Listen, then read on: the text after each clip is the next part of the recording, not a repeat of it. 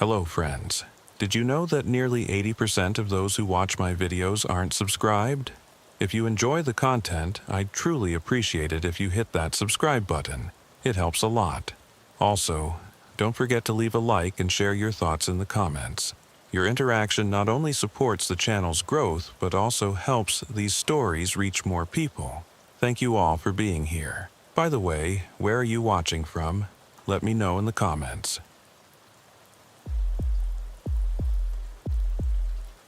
Officer Marcus Thompson had been working the graveyard shift in Millfield, Ohio for 8 years, and he thought he'd seen everything a small Midwestern town could throw at him.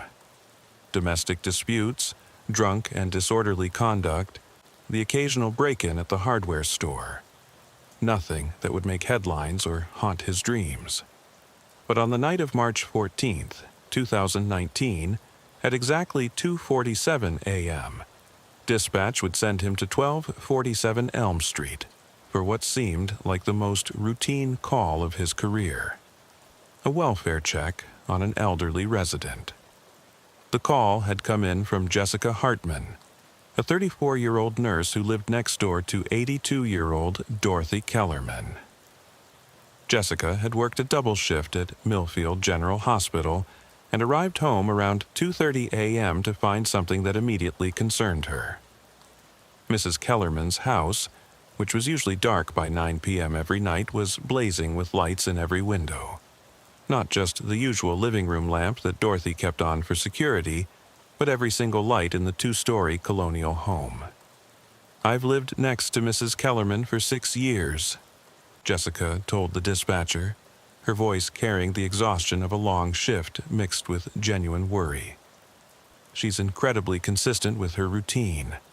Lights out by 9 p.m., up at 6 a.m. to tend her garden. She's never had all her lights on like this, especially not at this hour. I knocked on her door, but there's no answer. Her car's in the driveway, and I can hear what sounds like her television playing loudly upstairs." Officer Thompson had responded to welfare checks before, and they typically fell into one of 3 categories. False alarms, where elderly residents had simply fallen asleep in front of the TV, medical emergencies requiring immediate ambulance dispatch, or the grim discovery of natural deaths. At 82, Dorothy Kellerman was at an age where any of these scenarios was possible. Thompson expected to find either a confused elderly woman who had forgotten to turn off her lights, or, unfortunately, someone who had passed away peacefully in her sleep. As Thompson pulled up to 1247 Elm Street, the scene was exactly as Jessica had described. The modest 2-story home looked like a Christmas display, with warm yellow light pouring from every visible window. The contrast with the dark, sleeping neighborhood around it was stark and unsettling. Mrs. Kellerman's 2003 Honda Civic sat in the narrow driveway, positioned as neatly as always. Thompson had driven past this house hundreds of times during his patrols, and Dorothy Kellerman was known throughout the neighborhood as a meticulous woman who kept everything in perfect order. Thompson approached the front door, noting that the porch light was on and the morning newspaper still lay on the welcome mat. Through the large front window he could see into the living room, which appeared normal except for being unusually bright. The furniture was arranged as it always had been: a floral print sofa facing an old console television, a recliner positioned at the perfect angle for reading, and side tables covered with the kind of lace doilies that had gone out of style decades ago. He rang the doorbell and waited, listening for movement inside the house. From where he stood, he could indeed hear television sounds, but they seemed to be coming from the second floor, which struck him as odd.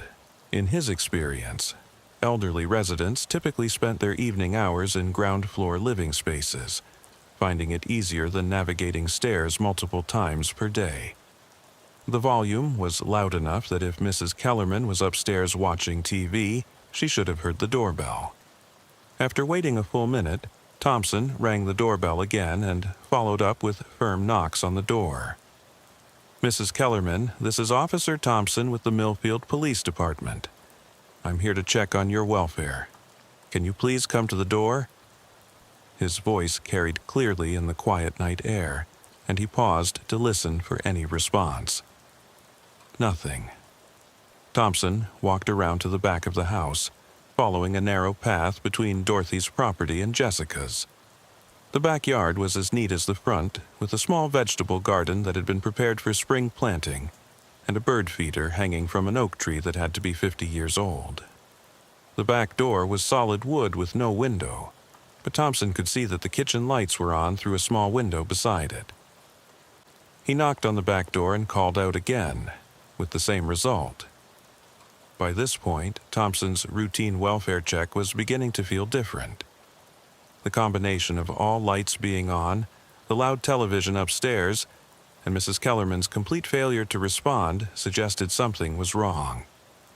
In his 8 years of experience, elderly residents who were simply sleeping or had fallen asleep watching TV would typically wake up when police knocked loudly and called their names. The complete silence from inside the house, despite clear evidence that someone was home, was concerning.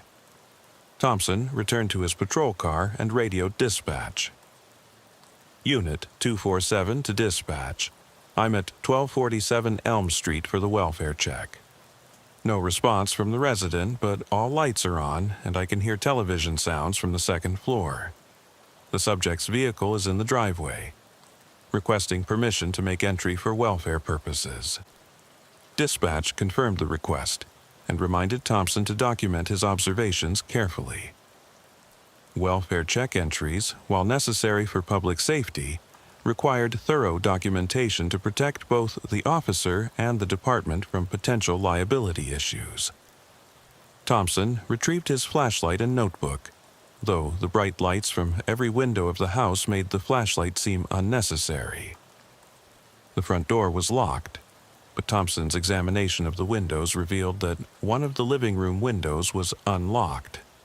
Not unusual for an elderly resident who might have opened it for fresh air and forgotten to secure it. Thompson carefully opened the window and climbed through, immediately calling out his presence and purpose. "Mrs. Kellerman, this is Officer Thompson with the Millfield Police. I've entered your home to check on your welfare. Please respond if you can hear me." The inside of the house felt wrong immediately, though Thompson couldn't initially identify why. The living room looked exactly as it had from outside, neat, orderly, and undisturbed. But there was something in the air, a smell that he couldn't quite place. Not the musty odor of an elderly person's home, not the smell of death that he'd encountered before, but something else entirely. Something chemical or medicinal, mixed with an underlying sweetness that made him slightly nauseated. Thompson moved through the ground floor systematically, checking each room and calling out for Mrs. Kellerman. The dining room was pristine, with a table set for one, and what appeared to be the remnants of an evening meal still on the plate. Meatloaf, mashed potatoes, and green beans, barely touched and now cold. A glass of milk sat beside the plate, with a thin film on top suggesting it had been sitting for several hours. The kitchen was where Thompson first noticed something that made him pause. Every cabinet door was open, not wide open, but just slightly ajar, as if someone had opened each one just enough to peer inside and then left them that way. The refrigerator door was also slightly open, causing the interior light to stay on and the motor to run continuously. Inside, Thompson could see that the contents were perfectly organized. Jars and containers arranged with military precision, labels facing forward, everything in its designated place. But it was what wasn't in the refrigerator that struck Thompson as odd. For an 82-year-old woman living alone, Dorothy's refrigerator contained almost nothing in the way of typical leftovers or prepared foods. Instead, the shelves were filled with dozens of small glass jars, each containing what appeared to be different colored liquids or powders. Some were labeled with handwritten tags, but the writing was too small and cramped for Thompson to read in the refrigerator's dim light. Thompson called out again for Mrs. Kellerman, and this time he thought he heard something. From upstairs. Not a response, but a sound like movement or perhaps something falling. The television sounds were definitely coming from the second floor, and they seemed louder now that he was inside the house. It wasn't the familiar sound of regular programming, but something repetitive, like the same segment playing over and over again. As Thompson approached the staircase, the chemical smell became stronger. The stairs themselves were carpeted with a floral pattern that had seen better days, but they were clean and well maintained. Each step creaked slightly under his weight, the sounds unnaturally loud in the otherwise silent house. The handrail was worn smooth from years of use, and Thompson noticed that it was slightly sticky to the touch, as if it had been coated with some kind of substance. Halfway up the stairs, Thompson could see that the hallway at the top was brightly lit, with what appeared to be every door standing open. The television sounds were coming from a room at the end of the hall, and there was now no doubt that it was the same audio segment repeating continuously.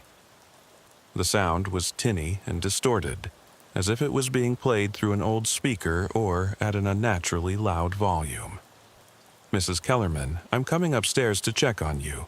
Please respond if you can hear me." Thompson's voice echoed in the stairwell, but again there was no response from the elderly woman. At the top of the stairs, Thompson found himself in a hallway that ran the length of the house, with 4 doors opening off it. 3 of the doors led to what appeared to be bedrooms, while the 4th was clearly a bathroom. The smell was much stronger here, almost overwhelming, and Thompson had to breathe through his mouth to avoid gagging. It was definitely chemical now, like cleaning supplies mixed with something organic that he didn't want to identify. Thompson approached the first bedroom, which appeared to be set up as a guest room. The lights were on, and the room looked normal except for one disturbing detail. The bed was made, but it was made wrong. The pillows were arranged at the foot of the bed instead of the head, and the comforter was pulled up backward, with the decorative pattern facing down instead of up. It was as if someone had made the bed while standing at the wrong end, or as if they had never seen a properly made bed before. The second bedroom was clearly Mrs. Kellerman's primary bedroom, and here Thompson found the first truly disturbing evidence that something was seriously wrong. The room was brightly lit like all the others, and at first glance it appeared normal. But when Thompson looked more closely, he realized that every piece of furniture had been moved, not rearranged, moved exactly 3 feet to the left of where it had originally stood. The bed, the dresser, the nightstand, even a small chair in the corner had all been shifted in perfect alignment, leaving indentations in the carpet where they had originally been placed. On the nightstand, which now sat in the middle of what should have been empty floor space, was a collection of prescription bottles. Thompson counted 14 different medications, all prescribed to Dorothy Kellerman, all dated within the past month. But what caught his attention was that several of the bottles were empty, despite being filled only days earlier according to the pharmacy labels. The repetitive television sounds were coming from the final room at the end of the hall. As Thompson approached, he could now make out what was playing. It was the same 30-second segment of what sounded like a children's educational program, playing over and over. The volume was turned up so high that the speaker was distorting, creating a harsh mechanical sound that was almost painful to listen to. Thompson pushed open the door to the final room and immediately understood why Mrs. Kellerman hadn't been answering his calls. The room, which appeared to be a small den or study, contained Dorothy Kellerman, but she was not in any condition to respond to anyone. Mrs. Kellerman was sitting in a wooden chair in the center of the room, facing an old television that was indeed playing the same segment repeatedly. She was dressed in her nightgown and robe, as if she had been preparing for bed, but something was horribly wrong with her appearance. Her eyes were wide open, staring directly at the television screen, but they had a glassy, unfocused quality that Thompson recognized from other medical emergencies. Thompson immediately called for an ambulance and approached Mrs. Kellerman carefully. She was alive. He could see her chest rising and falling slowly, but she was completely unresponsive. When Thompson checked her pulse, it was weak and irregular. Her skin felt cold and clammy, and there was a strange, sweet smell coming from her breath that added to the chemical odor that permeated the house. "Mrs. Kellerman, can you hear me? I'm Officer Thompson, and I'm here to help you." Thompson gently shook her shoulder, but there was no response. Her eyes didn't track his movement, and she showed no awareness of his presence whatsoever. As Thompson waited for the ambulance to arrive, he began to notice other disturbing details about the room. The television was playing the same educational segment, something about shapes and colors clearly intended for very young children, but it was playing from an old VHS tape. The tape player was set to repeat continuously, and based on the wear on the tape and the distortion in the audio, it had been playing for many hours, possibly all night. Around Mrs. Kellerman's chair, Thompson found evidence that she had been in this position for an extended period. There was a small puddle of urine beneath the chair, and her legs showed signs of swelling consistent with sitting in one position for hours.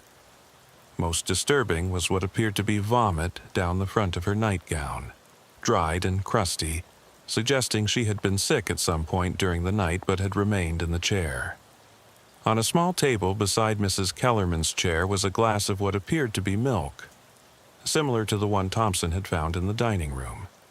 But this glass was empty except for a residue at the bottom that looked different from regular milk.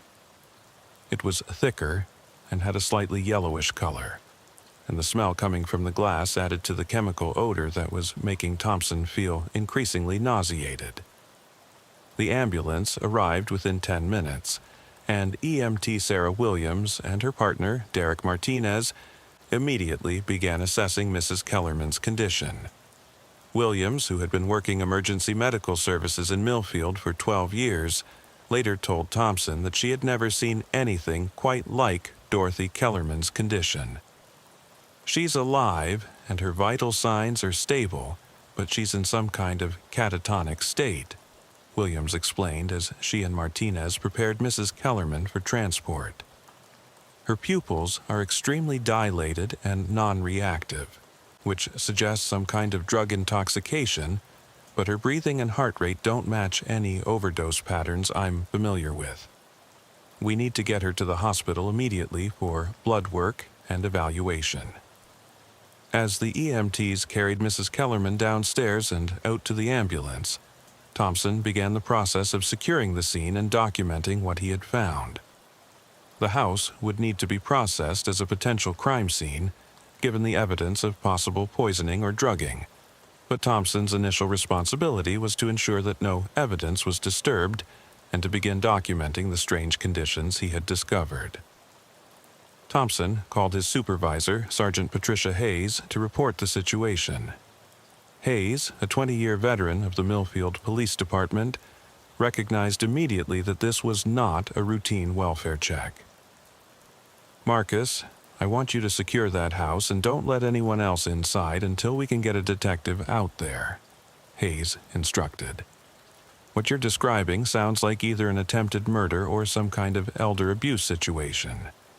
Don't touch anything else and start documenting everything exactly as you found it."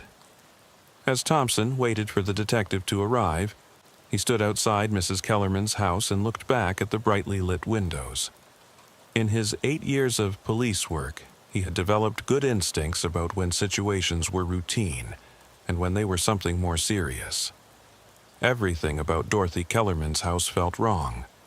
From the furniture moved exactly 3 feet to the left, to the cabinet doors left ajar, to the repetitive children's program playing at painful volume, while an elderly woman sat catatonic in front of it.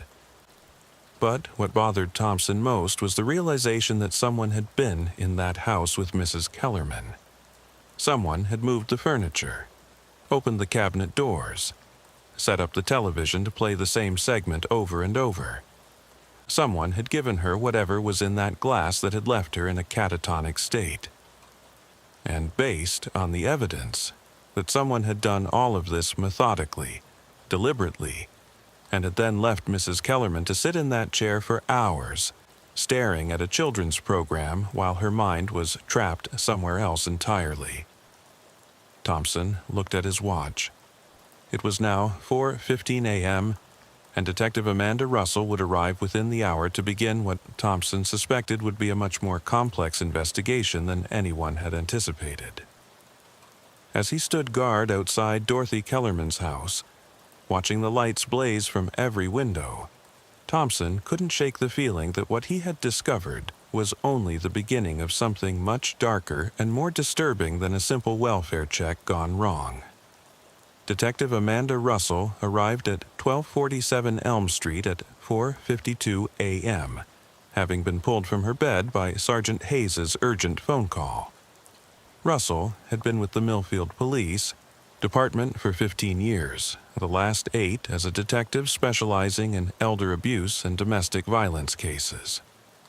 She had seen her share of disturbing situations, but as Officer Thompson briefed her on what he had discovered inside Dorothy Kellerman's house, she felt the familiar knot of dread that always accompanied cases that started simple and quickly revealed themselves to be anything but.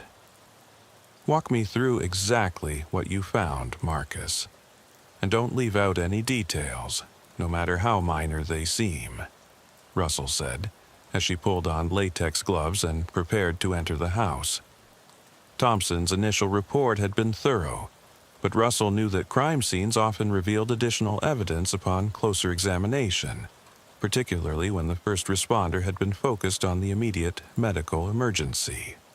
Thompson led Russell through the same path he had taken, through the unlocked living room window, past the undisturbed dining room with its abandoned meal, and into the kitchen with its precisely arranged refrigerator contents and mysteriously opened cabinet doors. Russell photographed everything with her digital camera, paying particular attention to the small glass jars in the refrigerator. "Did you get a close look at the labels on these jars?" Russell asked, carefully removing one from the refrigerator to examine it in better light. The jar contained a yellowish powder, and the handwritten label read, "DK, Evening, March 10th, 1919. The date was just 4 days ago." Thompson shook his head. "I saw them, but couldn't make out the writing in the dim light. What do you think they are?" Russell examined several more jars, finding similar labels with different dates, all within the past month. Some contained powders in various colors: white, yellow, pale blue, while others held liquids that ranged from clear to amber to an unsettling reddish-brown. All were labeled with DK, followed by either morning, afternoon, or evening, and a recent date. "These look like they could be medications that have been ground up or dissolved," Russell said, carefully photographing each jar before returning it to the refrigerator. "But I've never seen anything like this organized storage system for prescription drugs. We'll need to have these analyzed, along with that glass you found upstairs." As they moved through the house, Russell began to notice details that Thompson had missed during his initial emergency response. In the living room, she found that all the picture frames on the side tables had been turned face down. When she carefully turned them over, she discovered family photos spanning several decades. Dorothy, as a young woman, with her late husband Robert, their daughter Michelle at various ages from childhood through adulthood, and more recent photos of what appeared to be grandchildren. "Officer Thompson, did you mention whether Mrs. Kellerman has any living family members?" Russell asked as she photographed the overturned frames. "I don't have that information yet, but I can check with dispatch." "Why?" Russell pointed to the most recent family photo, which showed Dorothy with a woman in her 50s and 2 teenagers. "If she has family, particularly local family, We need to know why they weren't the ones checking on her welfare. And we need to know if anyone else has had access to this house recently. Upstairs, Russell spent considerable time in the room where Thompson had found Mrs. Kellerman. The scene was even more disturbing in the full light of her camera flash. The wooden chair where Dorothy had been sitting was positioned exactly in the center of the room, equidistant from all four walls. The television had been moved from its original position against one wall to directly face the chair, with the VHS player connected by extension cords that created a perfect straight line between the devices and the chair. Russell ejected the VHS tape and examined it. The label read, "Learning Shapes and Colors, ages 2 to 4, in cheerful, child-friendly lettering." It was a commercial educational video, the kind typically used in daycare centers or preschools. The tape itself showed signs of excessive wear, with stretched sections that indicated it had been played repeatedly. "Marcus, this setup is incredibly deliberate," Russell said as she photographed the room from multiple angles. "Someone wanted Mrs. Kellerman in that specific chair, watching that specific program for an extended period of time. This isn't random or impulsive. This is calculated." In the bedroom, with the moved furniture, Russell made a discovery that sent chills down her spine. Using a tape measure from her evidence kit, she confirmed that every piece of furniture had been moved exactly 3 feet and 2 inches to the left of its original position. The precision was unsettling. Not the kind of approximate measurement someone might make while rearranging a room, but an exact distance that had been carefully calculated and executed. More disturbing was what Russell found when she examined the carpet indentations where the furniture had originally been positioned. Each indentation contained a small pile of what appeared to be white powder, carefully arranged in a perfect circle. Russell photographed the powder and carefully collected samples from each location for analysis. In the master bedroom's walk-in closet, Russell discovered evidence that someone had been systematically going through Dorothy's belongings. All of her clothing had been removed from hangers and then rehung, but in reverse order: summer clothes where winter clothes should be, casual wear mixed with formal wear in a pattern that made no sense for someone who lived alone and dressed herself daily. More importantly, Russell found a shoebox hidden behind the reorganized clothes that contained documents Dorothy had apparently been trying to keep secure. The box held Dorothy's will, life insurance policies, banking information, and a series of increasingly frantic handwritten notes dated over the past 3 weeks. The notes, written in Dorothy's shaking handwriting, told a story that made Russell's blood run cold. March 1st, Michelle came by again today. Says she's worried about me living alone. Asked about my medications and wanted to know where I keep my important papers. March 5th, found my kitchen cabinets open when I woke up. Michelle says I probably forgot to close them, but I know I didn't. She stayed for dinner and made me a glass of milk. Felt very sleepy afterward. March 8th, Michelle has been coming every few days now. She brings her own food and insists on making my drinks. I've been feeling confused after her visits. Can't remember conversations we had. March 12th. I think Michelle is putting something in my food or drinks. When I told her I didn't want her to visit anymore, she got very angry. Said I was being ungrateful and that she was trying to help me. March 13th. Hid this box so Michelle can't find it. If something happens to me, I want people to know that Michelle has been giving me things that make me feel sick and confused. She's been asking about my will and my bank accounts. I'm scared of my own daughter. Russell felt a wave of nausea as she read the final entry, dated just the day before Thompson's welfare check. March 13th. Michelle came tonight even though I told her not to.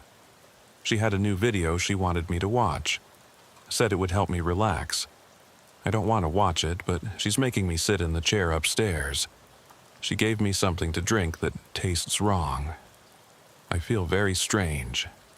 If anyone finds this, please know that I love my daughter, but I think she's trying to.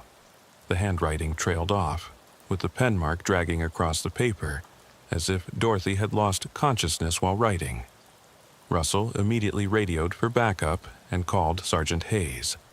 I need to speak with the hospital about Mrs. Kellerman's condition, and I need you to run a check on her daughter Michelle. We're looking at a possible poisoning case, and the victim left behind evidence that her daughter has been systematically drugging her. While waiting for backup to arrive, Russell continued her examination of the house and made several more disturbing discoveries. In a drawer in the kitchen, she found a collection of syringes and small bottles that appeared to contain liquid medications. Some of the bottles were labeled with prescription information for Dorothy Kellerman, but others had no labels at all. Several of the syringes showed residue that suggested they had been used recently. In the basement, Russell found evidence that someone had been living in the house periodically without Dorothy's knowledge. A small area behind the furnace had been set up with a sleeping bag, a change of clothes, and several books about medication interactions and drug effects. Most chilling was a notebook containing detailed observations about Dorothy's reactions to different substances, written in a neat handwriting that was clearly not Dorothy's. Subject shows increased compliance when given 50 milligram compound in evening milk.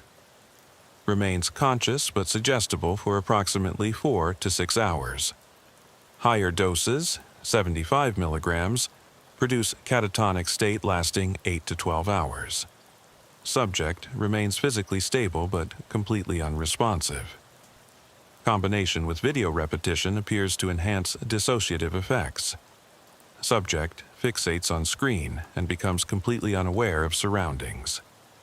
Russell photographed every page of the notebook, recognizing that she was looking at evidence of systematic psychological and physical abuse that had been carefully planned and executed over weeks or possibly months.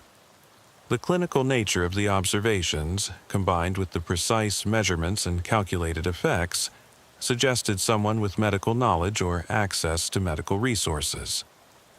At 6:30 a.m., backup officers Kyle Martinez and Brandon Foster arrived to help secure the scene and begin processing evidence. Russell briefed them on her findings and assigned Martinez to continue photographing and cataloging evidence, while Foster began the process of tracking down Michelle Kellerman's current address and whereabouts. This is one of the most methodical cases of elder abuse I've ever encountered, Russell explained to the officers. We're dealing with someone who's been systematically poisoning and psychologically torturing an elderly woman, documenting the effects, and apparently escalating the abuse over time. The call from Millfield General Hospital came at 7:15 a.m. Dr. Jennifer Walsh, the emergency room physician treating Dorothy Kellerman, had disturbing news. Detective Russell, Mrs. Kellerman's blood work shows extremely high levels of multiple psychoactive drugs, including benzodiazepines, antipsychotics, and what appears to be a veterinary sedative called xylazine. The combination and dosages should have killed her. The fact that she's alive is frankly miraculous. We also found evidence of chronic poisoning, suggesting this has been going on for an extended period. Dr. Walsh continued with information that made Russell's investigation even more urgent.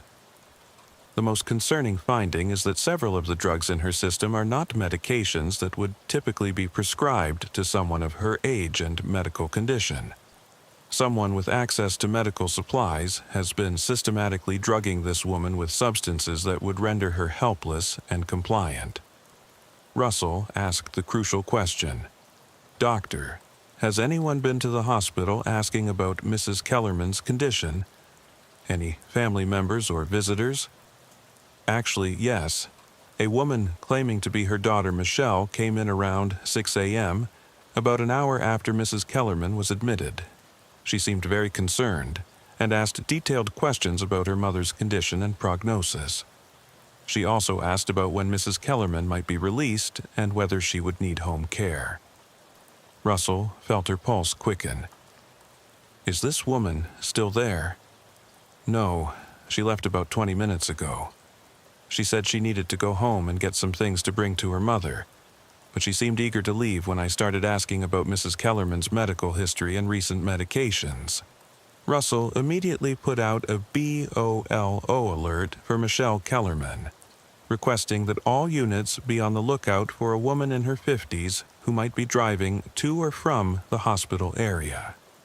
Based on Dorothy's notes and the evidence found in the house, Michelle was now the primary suspect in what appeared to be an attempted murder case disguised as elder care. Officer Foster's background check on Michelle Kellerman revealed information that added crucial context to the investigation.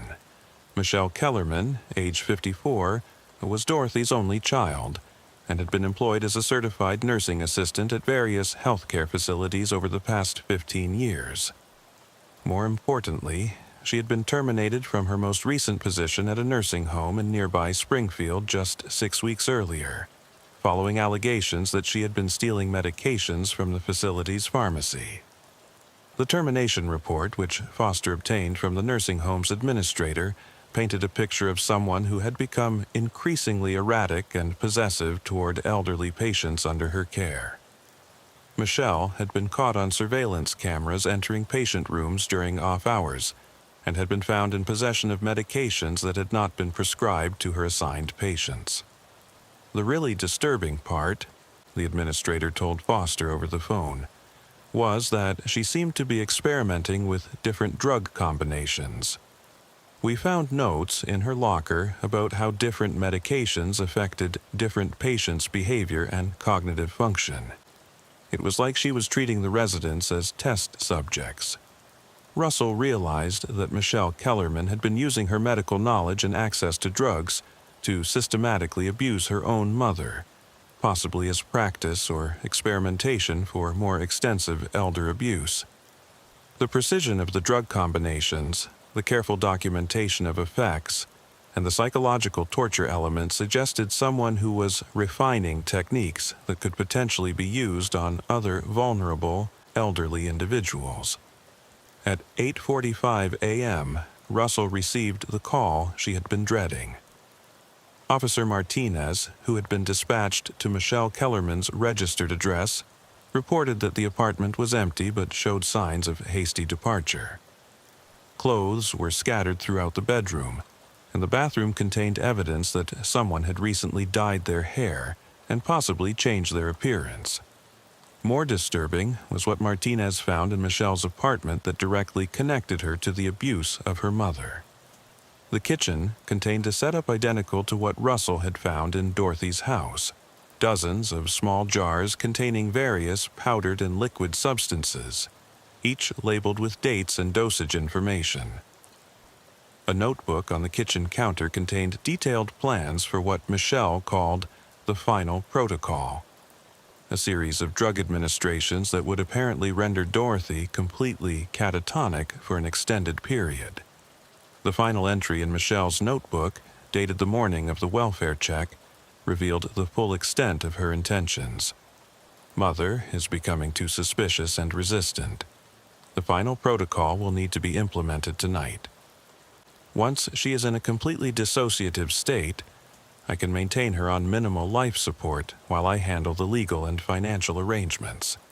The video programming has been very effective in keeping her focused and compliant during transitions.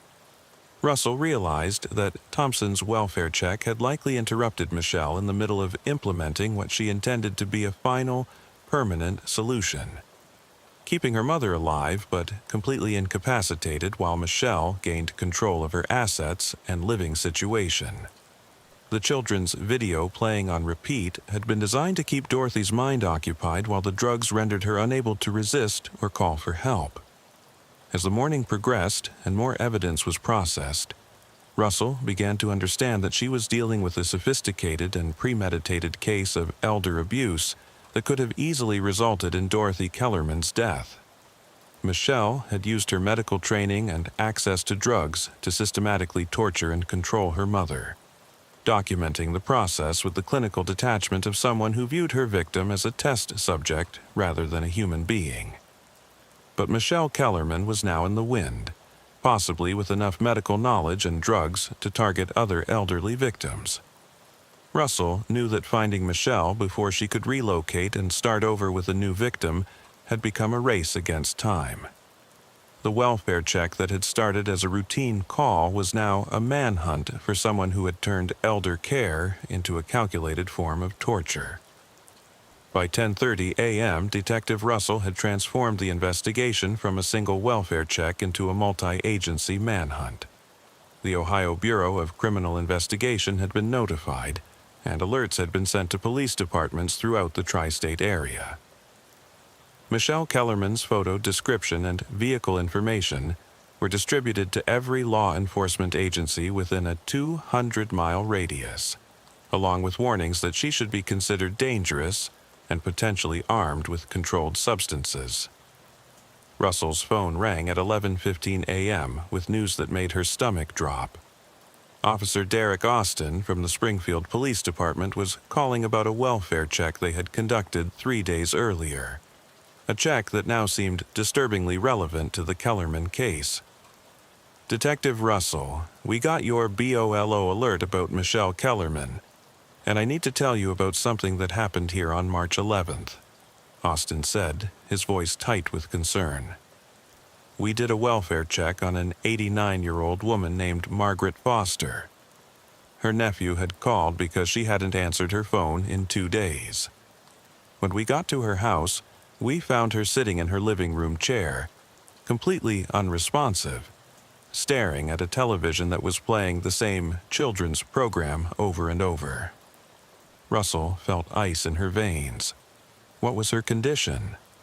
She was alive, but completely catatonic, just like you described with Mrs. Kellerman. The house was set up almost exactly the way you described.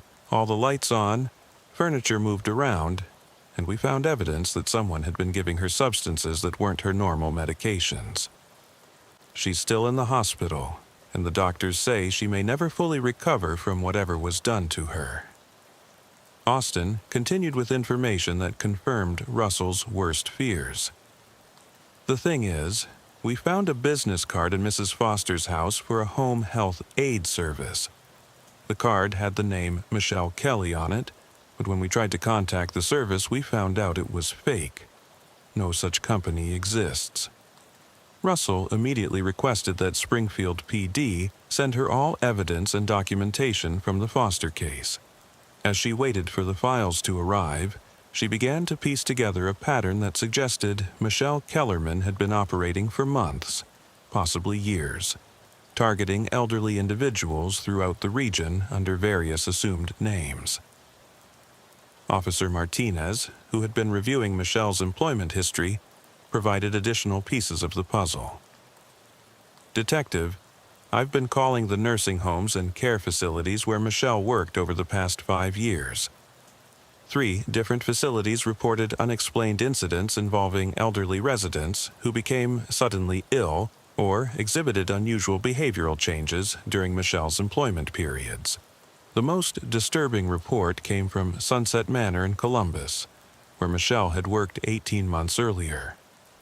The facility's director, Patricia Wilkinson, told Martinez about a cluster of incidents that had baffled the medical staff at the time. We had 4 residents over the course of 6 weeks who developed what appeared to be early-stage dementia symptoms, confusion, disorientation, periods of complete unresponsiveness, Wilkinson explained. But these were residents who had been cognitively sharp just weeks earlier. The symptoms came on suddenly and progressed rapidly. What made the incidents even more suspicious was that all 4 residents had been under Michelle's care, and all had shown improvement after Michelle left her position at the facility. Looking back now, with what you're telling me, I think Michelle was using our residents as test subjects for whatever she was planning to do to her mother. Russell realized she was dealing with a serial elder abuser who had been refining her methods for years before targeting her own mother. The precision and clinical nature of the abuse Dorothy had suffered made sense now. Michelle had been practicing on vulnerable elderly strangers, perfecting her techniques for psychological and pharmaceutical torture. At 1:45 p.m., Russell received a call that changed the direction of the investigation entirely. Dr. Walsh from Millfield General called with an update on Dorothy Kellerman's condition that included disturbing new information. Detective: Mrs. Kellerman regained consciousness about an hour ago, and she's been able to provide some information about what her daughter did to her. But there's something else. Something that makes this case even more urgent than we realized. Dr. Walsh's voice carried a gravity that made Russell brace for bad news. Mrs. Kellerman says that Michelle wasn't working alone. She mentioned a man who came to the house with Michelle on several occasions, someone Michelle referred to as her research partner. According to Mrs. Kellerman, this man was the one who suggested many of the drug combinations and psychological techniques that Michelle used. Russell felt the case expanding beyond what she had imagined. Did Mrs. Kellerman provide any description of this man? She's still very confused and her memory is fragmented, but she remembers that he was younger than Michelle, maybe in his 30s, and that he carried a medical bag. She said he talked about her like she was a specimen, discussing dosages and effects as if she wasn't even there. Most importantly, she heard Michelle and this man discussing other subjects they were working with. This meant Michelle Kellerman wasn't just a lone elder abuser. She was part of a larger operation that was systematically targeting vulnerable elderly individuals across multiple jurisdictions. Russell immediately contacted the FBI's Cincinnati field office to request assistance with what was now clearly a multi-state criminal enterprise. The breakthrough came at 3:20 p.m. when Officer Jennifer Coleman from the Dayton Police Department called with urgent information. Coleman had been investigating a missing person report filed that morning by the daughter of 76-year-old Harold Chen, who lived alone in a suburb outside Dayton. The daughter went to check on her father this morning and found his house empty, but there were signs that someone had been living there recently, Coleman explained. We found the same setup you described: opened cabinets, moved furniture, and evidence of someone administering unknown substances. But here's the important part. A neighbor saw a woman matching Michelle Kellerman's description leaving the house around 8 a.m. this morning with an older man and what appeared to be Mr. Chen, who seemed barely conscious. Coleman had more crucial information. The neighbor got a partial license plate on their vehicle, a dark blue sedan with Ohio plates starting with HJK. We've got units searching the area, but they had at least a 7-hour head start. Russell immediately put out an updated BOLO alert with the vehicle information and expanded the search to include Harold Chen as a kidnapping victim.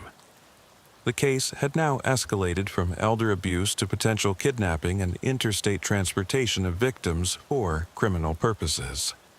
At 4:15 p.m., the FBI task force arrived in Millfield, led by Special Agent Tyler Morrison. Morrison, who specialized in organized elder abuse and healthcare fraud, reviewed Russell's evidence and immediately recognized patterns consistent with cases his unit had been tracking across multiple states. What you've uncovered here appears to be part of a much larger operation, Morrison told Russell as they reviewed the evidence spread across the conference room table. We've been tracking similar cases in Pennsylvania, West Virginia, and Kentucky. Elderly individuals who were systematically drugged and psychologically tortured, often by people claiming to be healthcare workers or family caregivers.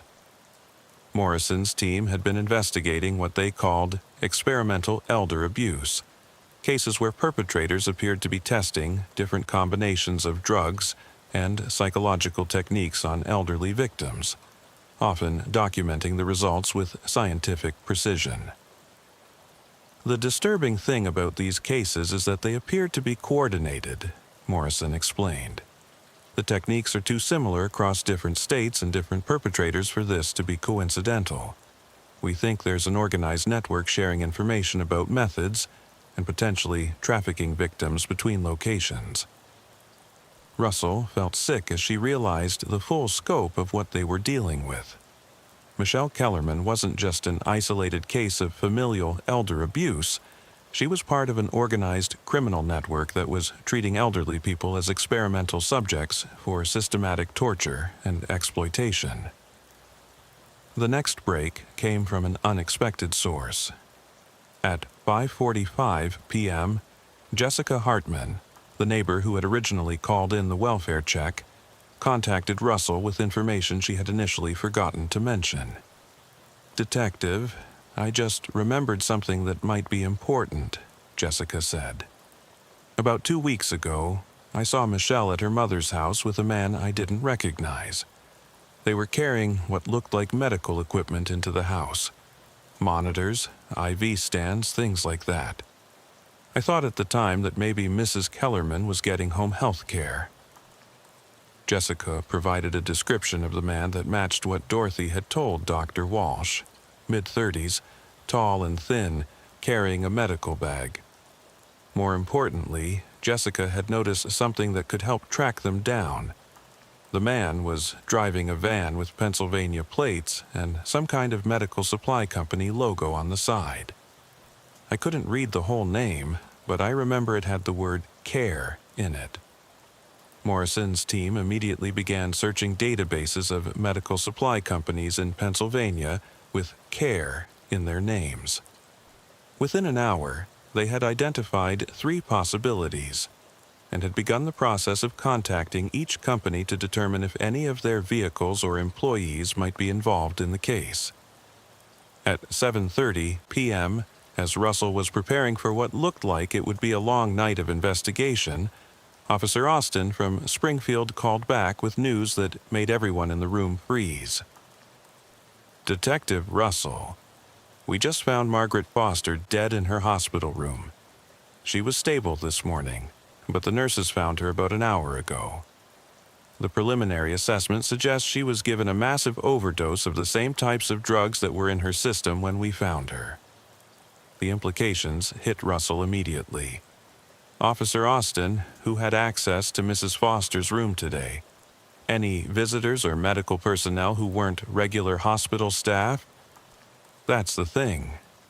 A woman claiming to be Mrs. Foster's niece visited her around 2 p.m. The description matches Michelle Kellerman, and security footage shows her leaving the hospital shortly before Mrs. Foster's condition deteriorated. Russell realized that Michelle and her partner weren't just kidnapping new victims. They were eliminating previous victims who might be able to testify against them. Margaret Foster's murder meant that Dorothy Kellerman was also in immediate danger, and anyone else who had survived their previous experiments was now a potential target. The manhunt had become a race not just to capture Michelle Kellerman and her partner, but to prevent them from systematically murdering the elderly victims they had left behind in hospitals and care facilities across multiple states. Russell knew that somewhere out there, Harold Chen was in the hands of people who viewed him as nothing more than a test subject, and who had already demonstrated their willingness to kill to cover their tracks. As night fell on what had started as a routine welfare check, Russell found herself at the center of an investigation that was revealing a network of systematic elder abuse, experimentation, and murder that spanned multiple states and potentially dozens of victims. The lights that had been burning in Dorothy Kellerman's windows the night before had illuminated something far darker than anyone could have imagined.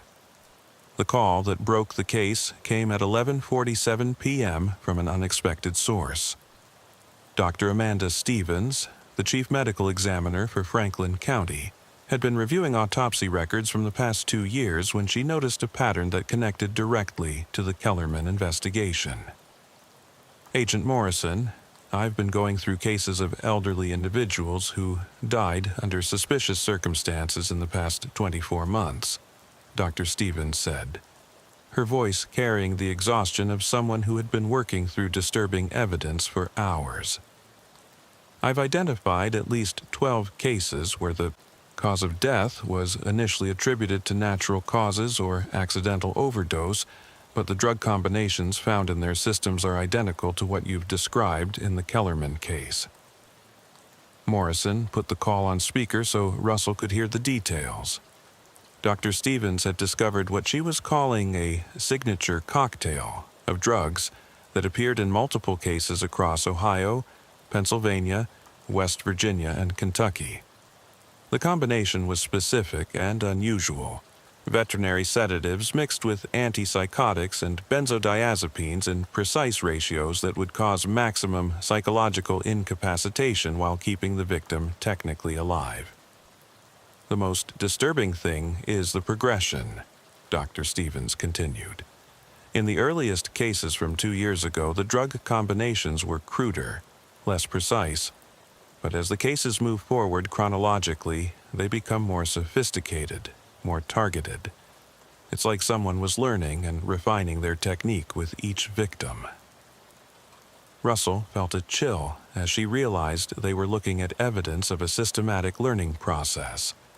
Michelle and her partner had been perfecting their methods by practicing on elderly victims, treating each death as a learning opportunity rather than a tragedy.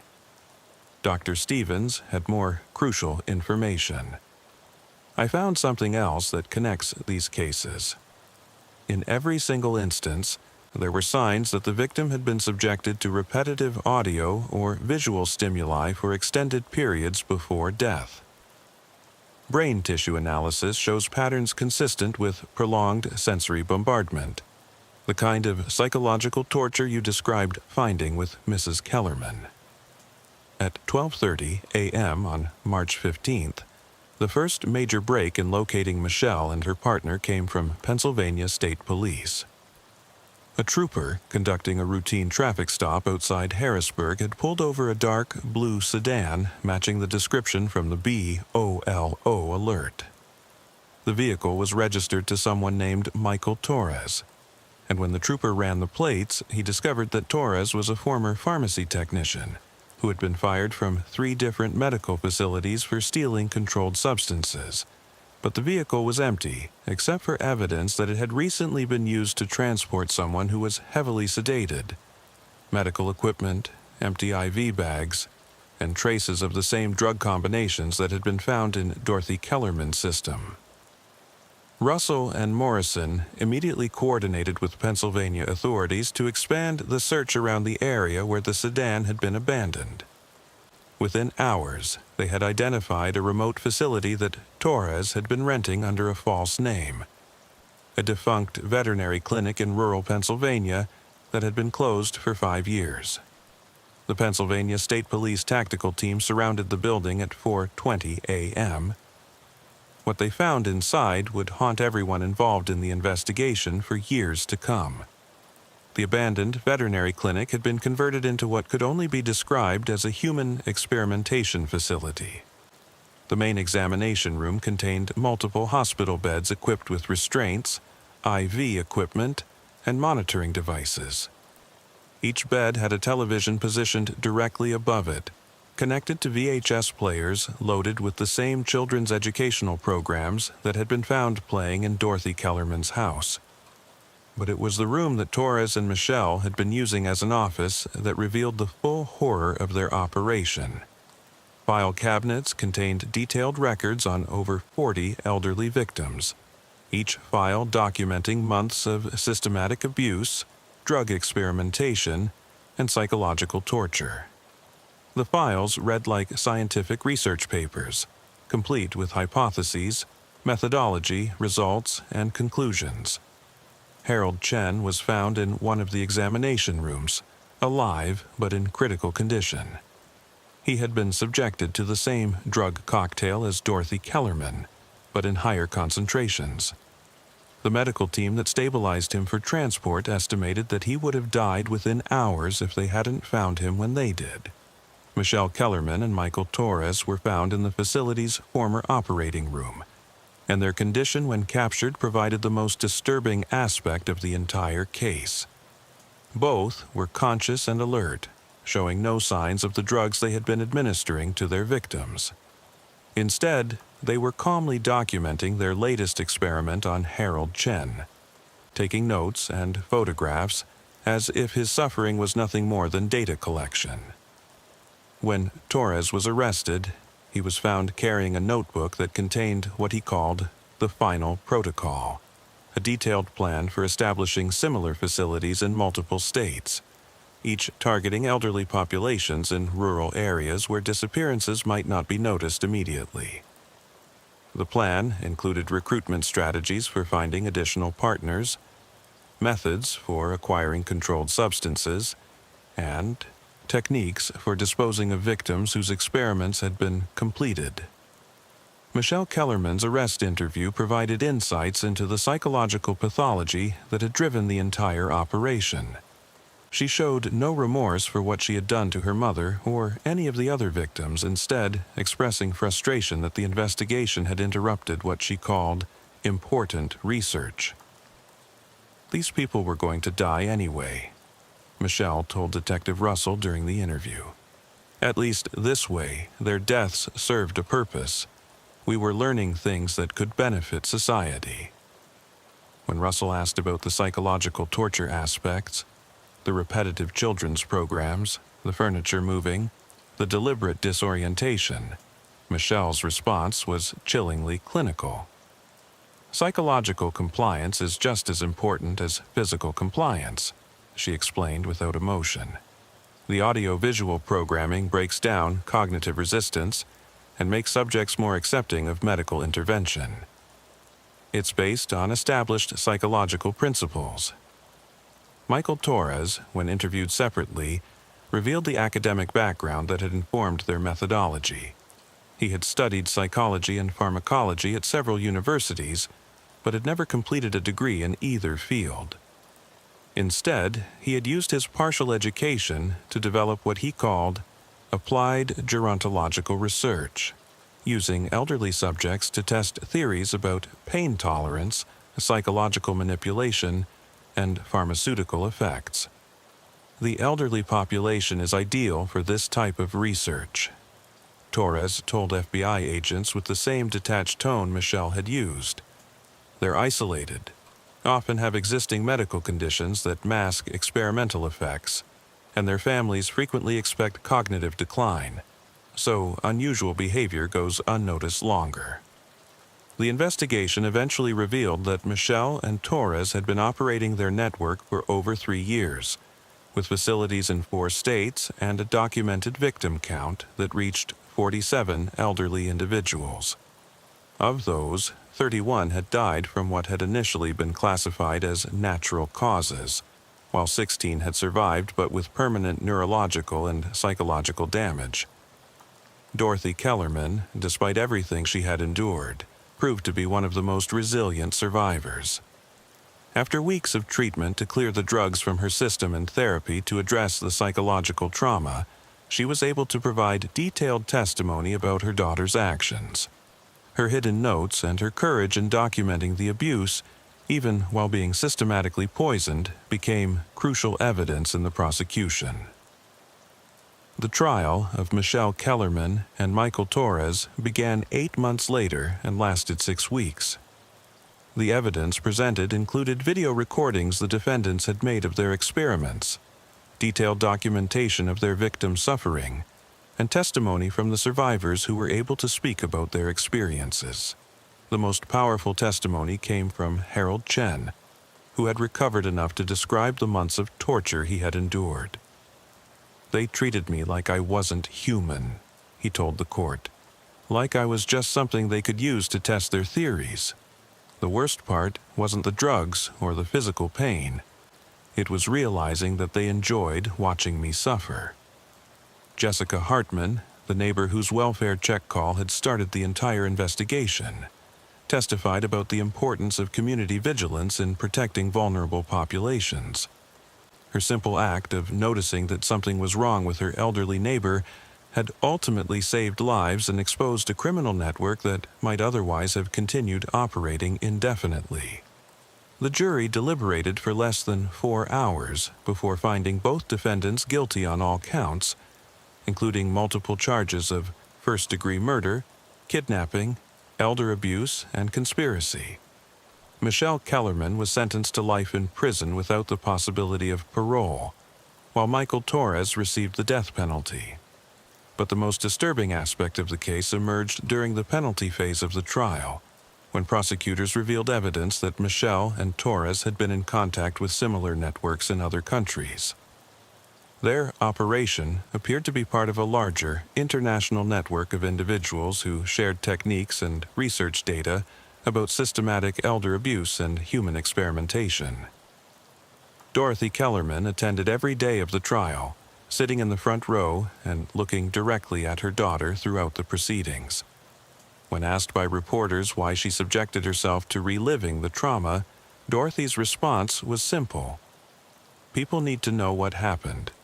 Not just to me, but to all those other people who couldn't speak for themselves. The case led to significant changes in elder care oversight and welfare check protocols across multiple states.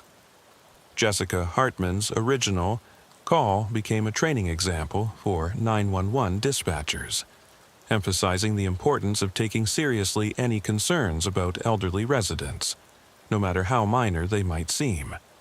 Officer Marcus Thompson, whose thorough response to what seemed like a routine welfare check had uncovered the entire network, was promoted to detective and specialized in elder abuse cases. He often reflects on how easily the investigation could have gone differently if he had made different assumptions that night. "The thing that still haunts me," Thompson says, "is thinking about how many other Dorothy Kellermans might be out there right now, sitting in chairs, staring at televisions, waiting for someone to notice that something is wrong." Detective Amanda Russell led the task force that was formed to investigate similar networks across the country. The task force has since identified and shut down 3 additional operations that were using elderly victims for systematic abuse and experimentation. Dorothy Kellerman, now 83, lives in a secure assisted living facility where she feels safe for the first time in years. She has become an advocate for elderly rights and frequently speaks to law enforcement groups about recognizing signs of elder abuse. The facility where Michelle and Torres conducted their experiments has been demolished, but the site remains under federal investigation as authorities continue to search for additional victims who may have been buried on the property. In her final statement to the court, Michelle Kellerman showed no remorse and no acknowledgement of her crimes. Instead, she warned that shutting down her operation would not stop others like her from continuing the work she had started. "You can imprison me, but you can't imprison the knowledge," she told the judge. "There are others who understand the value of what we were doing. The research will continue." This statement led to an ongoing federal investigation into similar networks, and law enforcement agencies across the country now maintain specialized units focused on preventing and investigating systematic elder abuse operations. The case of Dorothy Kellerman stands as a testament to the importance of community vigilance and the courage of those who speak up when something seems wrong. It also serves as a chilling reminder that some of the most vulnerable members of society can become targets for predators who view their suffering as nothing more than an opportunity for experimentation and profit. The lights that blazed from every window of Dorothy's house on that March night in 2019 had illuminated something far darker than a simple medical emergency. They had revealed a network of systematic cruelty that had been operating in the shadows, protected by society's tendency to overlook and dismiss the concerns of elderly individuals. But those same lights had also led to justice for dozens of victims who might otherwise have died in anonymity, their suffering unknown, and their deaths unmourned. In the end, Dorothy Kellerman's courage in documenting her abuse, Jessica Hartman's decision to make a welfare check call, and Officer Thompson's thorough investigation had combined to expose a horror that was far worse than any routine graveyard shift patrol could have anticipated. Officer Nicole Patterson had been working the graveyard shift for the Riverside Police Department for 6 years. and she thought she had seen every type of repeat caller situation the city could produce. Frequent domestic disturbance addresses, mental health crisis locations, and the usual problem properties that required regular police attention. All routine situations that patrol officers learned to handle with a combination of professionalism and patience. But on the night of September 3, 2020, at exactly 1:23 a.m., Officer Patterson would receive a call that would begin one of the most complex investigations in the department's history. Officer Patterson was conducting her regular patrol of the Desert View area when dispatch radioed her to respond to 2847 Desert View Road for a burglary in progress. The caller, identified as Kyle Morrison, age 73, had reported hearing intruders in his house and was requesting immediate police response. Patterson had been patrolling this area for 3 years and was familiar with most of the residents, including Morrison, whom she had encountered during previous welfare checks and community policing initiatives. Morrison was known as a quiet, elderly man who lived alone in a well-maintained ranch home and rarely called for police assistance. As Patterson pulled up to Morrison's address, she immediately began her standard response protocol for burglary calls. The house appeared secure from the outside, with no visible signs of forced entry or disturbance. Morrison's 2018 Toyota Camry was parked in the driveway, and there were no other vehicles present that might belong to potential intruders. Officer Patterson approached the front door and knocked, identifying herself as police. Morrison answered quickly, appearing exactly as his voice had suggested over the phone. Elderly, frightened, and genuinely convinced that someone had been in his house. "Thank God you're here, officer," Morrison said, clutching a baseball bat he had apparently armed himself with. "I heard them moving around downstairs for at least 20 minutes. Glass breaking, footsteps in the kitchen, someone opening and closing cabinets." Patterson followed her standard procedure for burglary calls, conducting a thorough search of Morrison's house with Morrison accompanying her. The home was neat, well-maintained, and showed no signs of forced entry or disturbance. All windows were intact and locked from the inside. Both doors showed no evidence of tampering, and most importantly, there was no indication that anyone other than Morrison had been in the house. "Mr. Morrison, I've checked everything thoroughly, and there's no sign that anyone has been inside your home," Officer Patterson explained professionally. "All your doors and windows are secure, and I haven't found any evidence of an intruder. Is it possible you might have heard sounds from outside, or perhaps from your television or radio?" Morrison seemed genuinely confused by Patterson's assessment. "But I know what I heard, officer. Someone was definitely in my kitchen. I could hear them going through my cabinets and moving things around." Patterson spent additional time checking areas Morrison was particularly concerned about, including the basement and attic spaces, but found no evidence that anyone had been present. She documented the call thoroughly, noting Morrison's genuine belief that he had heard intruders despite the complete absence of supporting evidence. After ensuring Morrison felt secure and advising him about home security measures, Patterson cleared the call and returned to patrol. She made a note in her report that Morrison might benefit from a welfare check follow-up, as elderly residents living alone sometimes experienced confusion about sounds they heard, particularly at night. 3 days later, during another graveyard shift patrol, Officer Patterson received another dispatch to 2847 Desert View Road. This time, Morrison reported that the intruders had returned and that he could hear multiple people in his living room. Patterson responded immediately, recognizing the address and Morrison's voice when dispatch played back portions of his call. When she arrived at Morrison's house, she found the same scenario as before. No signs of forced entry, no evidence of intruders, and Morrison convinced that people had been inside his home. This time, however, Patterson noticed something during her search that she had missed during the first call. Morrison's television was on in the living room, tuned to a late-night program with the volume turned down low. When Patterson asked about it, Morrison seemed surprised.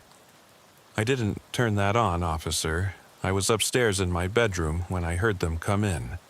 The television was definitely off when I went to bed." Patterson checked the TV's timer settings and found that it could have been programmed to turn on automatically, though Morrison claimed he had never used such features. While this could explain some of the sounds Morrison had reported hearing, it didn't account for his detailed descriptions of multiple people moving through his house. Patterson again conducted a complete search of the property and found nothing suspicious. She spent considerable time talking with Morrison about home security and suggested that he might want to consult with his physician about possible hearing changes that could cause sounds to seem more significant than they actually were. Over the following 2 weeks, Officer Patterson responded to 6 more calls from Kyle Morrison, all following the same pattern. Each call came in during the early morning hours, typically between 1 a.m. and 3 a.m. Each time, Morrison reported hearing intruders in his house. Sometimes one person, sometimes multiple people. He described hearing conversations, furniture being moved, appliances being used, and in one case, what sounded like a party with music and laughter. Each time, Patterson responded professionally and found no evidence of anyone having been inside Morrison's house. She began to notice patterns in Morrison's calls that suggested he might be experiencing some form of age-related hearing changes, or possibly early-stage dementia. The intruders, he reported, always seemed to leave just before police arrived, never left any physical evidence, and never actually confronted Morrison directly. By the 8th call, Patterson had developed a routine for Morrison's reports. She would respond, conduct a thorough search, and spend time talking with Morrison to help him feel secure. Patterson began to view these calls as informal, welfare checks rather than actual emergencies, though she continued to respond with the same professionalism and thoroughness she brought to every call. However, on September 24th, Patterson received a call from Morrison that was markedly different from all the previous reports. Instead of describing active intruders, Morrison's voice carried a different kind of concern. "Officer Patterson, something's wrong with my house," Morrison said when she answered his call. "I think someone has been coming in when I'm not home. Things are different. Food is missing from my refrigerator, and I found clothes in my closet that aren't mine." Patterson immediately dispatched herself to Morrison's address for what had become a familiar visit. When she arrived, Morrison led her through the house, pointing out changes he claimed to have discovered since their last interaction. "This jacket in my closet, I've never seen it before," Morrison said, showing Patterson a blue windbreaker hanging among his clothes. "And look, in my refrigerator. I had a full carton of milk yesterday and now it's half empty. Someone has been eating my food and using my things." Patterson examined the jacket and found that it was Morrison's size and appeared to have been worn recently.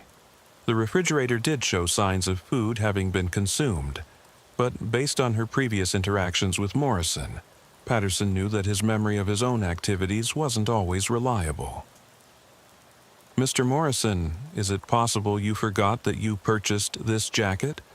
Or that you've been consuming more food than you remember?" Patterson asked gently, following standard protocol for dealing with elderly residents who might be experiencing memory issues. Morrison became more agitated than Patterson had seen him during previous calls. "Officer, I know my own belongings. I know what I buy and what I eat. Someone has been living in my house when I'm away, and they've been careful to make it look like I'm imagining things." This time, however, Patterson noticed something during her examination that made her reconsider Morrison's claims. Morrison's house, which had always been meticulously clean and organized during her previous visits, showed subtle signs of disarray. Magazines were stacked differently than before.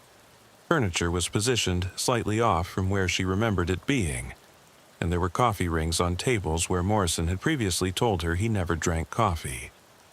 More significantly, Patterson found something in Morrison's trash that hadn't been there during previous visits: empty containers from meals that Morrison claimed he hadn't eaten, including Chinese takeout containers from a restaurant Morrison insisted he had never ordered from.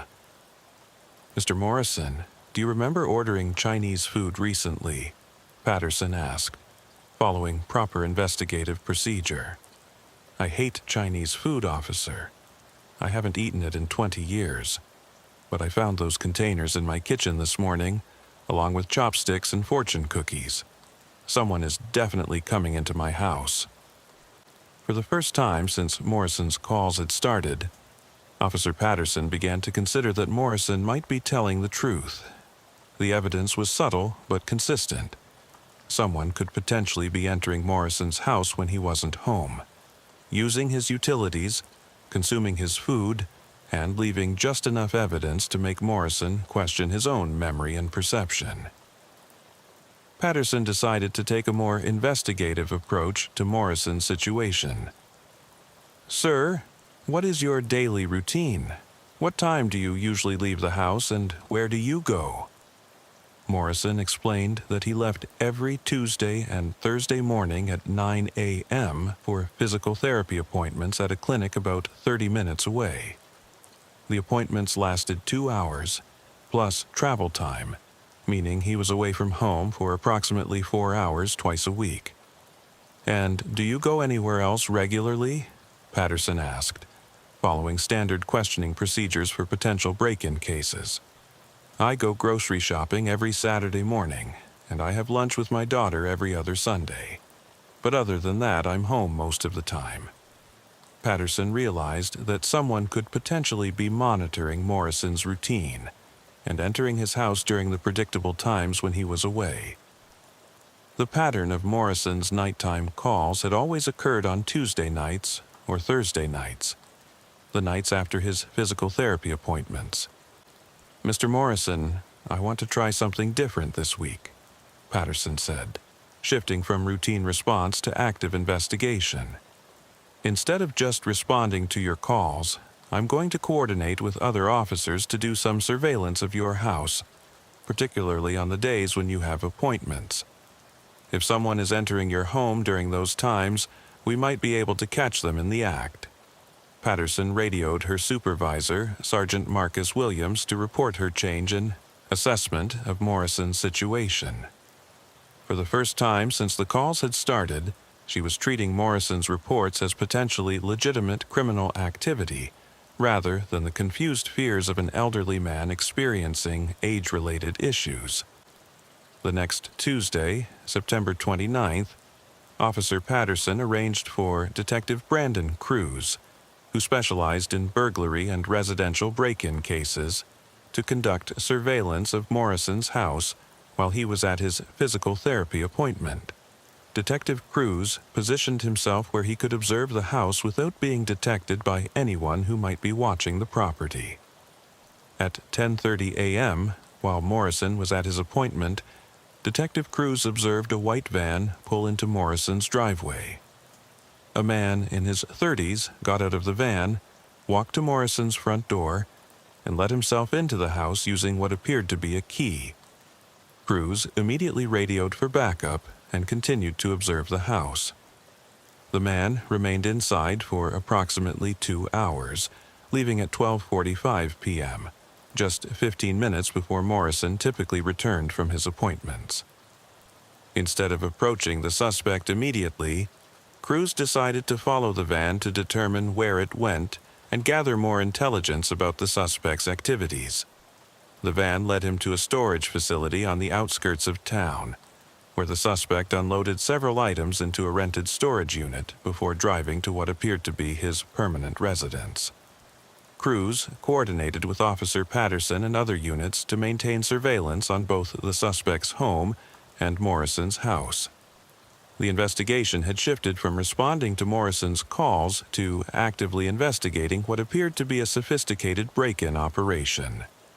The surveillance operation revealed a pattern that was far more disturbing than a simple burglary case. The suspect, later identified as 34-year-old Derek Mitchell, was not stealing items from Morrison's house in any conventional sense. Instead, Mitchell was using Morrison's home as a secondary residence, consuming his food, using his utilities, and treating the house as if it were his own part-time living space.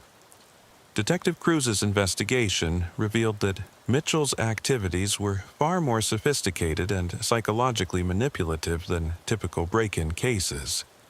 Mitchell was deliberately leaving evidence of his presence in ways designed to make Morrison question his own memory and sanity, while simultaneously using Morrison's house for his own purposes. Mitchell would move items slightly, consume food but not empty containers completely, wear Morrison's clothes and then return them to slightly different positions, and use appliances that Morrison rarely used. Most disturbing was Cruz's discovery that Mitchell had been gradually introducing items into Morrison's house that didn't belong to Morrison. The jacket Morrison had found, food preferences Morrison didn't share, and personal items that would make Morrison doubt his own possessions. Detective Cruz realized they were dealing with a sophisticated form of psychological harassment known as gaslighting, where the perpetrator manipulates a victim's environment to make them question their own perceptions and memory. Mitchell had been systematically undermining Morrison's confidence in his own mental faculties while using his house as a free place to stay. The investigation took an even more disturbing turn when Cruz discovered that Mitchell had installed small surveillance cameras in Morrison's house, allowing him to monitor Morrison's routine and ensure that he only entered the house when Morrison was away. Mitchell had been watching Morrison's daily activities, learning his schedule, and timing his intrusions to avoid detection. But Mitchell had made one crucial miscalculation in his operation. He hadn't anticipated that Morrison would start hearing him during his nighttime visits, leading to the series of calls that had ultimately brought police attention to his activities. Detective Cruz's expanded surveillance of Mitchell revealed that his activities at Morrison's house extended far beyond a simple unauthorized entry. On October 1st, Cruz observed Mitchell entering Morrison's house at 11:30 p.m., while Morrison was asleep upstairs. Instead of leaving before Morrison woke up, Mitchell spent the entire night in the house, moving through the downstairs rooms and conducting what appeared to be deliberate activities designed to create noise. Cruz positioned additional surveillance equipment near Morrison's house and was able to record the sounds that Morrison had been reporting to Officer Patterson: footsteps, furniture being moved, cabinet doors opening and closing, and even what sounded like multiple people talking. All of these sounds were being created by Mitchell alone, who was systematically going through Morrison's house and creating a deliberate audio environment designed to frighten and confuse the elderly man. More disturbing was Cruz's realization that Mitchell was timing his nighttime activities to coincide with periods when Morrison would be most vulnerable to psychological manipulation. Mitchell would create sounds for several hours, then leave just before Morrison would likely call police. By the time officers like Patterson arrived, Mitchell would be gone, leaving Morrison to appear confused and possibly mentally unstable to the responding officers.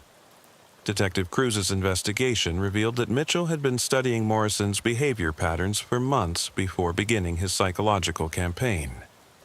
Mitchell had access to Morrison's medical records through his employment at a medical billing company, and had specifically chosen Morrison as a target because his age and living situation made him an ideal victim for long-term manipulation and exploitation. The surveillance also revealed that Mitchell was not working alone in his operation against Morrison. On the night of October 2nd, Cruz observed a second person accompanying Mitchell into Morrison's house. The accomplice, later identified as 29-year-old Jessica Palmer, appeared to be helping Mitchell with a more elaborate operation than simple residential exploitation. Palmer carried what appeared to be recording equipment into Morrison's house, and the two spent several hours setting up what Cruz later realized was a sophisticated audio system designed to create the illusion of multiple people being present in the house. They were literally staging fake break-in scenarios while Morrison was upstairs, creating realistic sound effects that would convince anyone listening that multiple intruders were present. Detective Cruz coordinated with Officer Patterson to set up a trap for Mitchell and Palmer. Instead of approaching them immediately, they decided to wait until Mitchell and Palmer were in the middle of one of their staged scenarios, then surround the house and document their activities in progress. The opportunity came on October 5th, when Cruz observed Mitchell and Palmer entering Morrison's house at 1:15 a.m. This time, however, Cruz had arranged for Morrison to be staying overnight at his daughter's house, allowing police to observe Mitchell and Palmer's activities without putting Morrison at risk. What Cruz witnessed through thermal imaging equipment was a carefully orchestrated psychological manipulation session. Mitchell and Palmer moved through Morrison's house creating deliberate noise, recording their activities, and setting up equipment that would allow them to replay the sounds later. They were not only tormenting Morrison in real time, but creating audio recordings that they could use to continue the harassment even when they weren't physically present. Most disturbing was Cruz's discovery that Mitchell and Palmer had installed speakers throughout Morrison's house, hidden in places where they wouldn't be easily detected.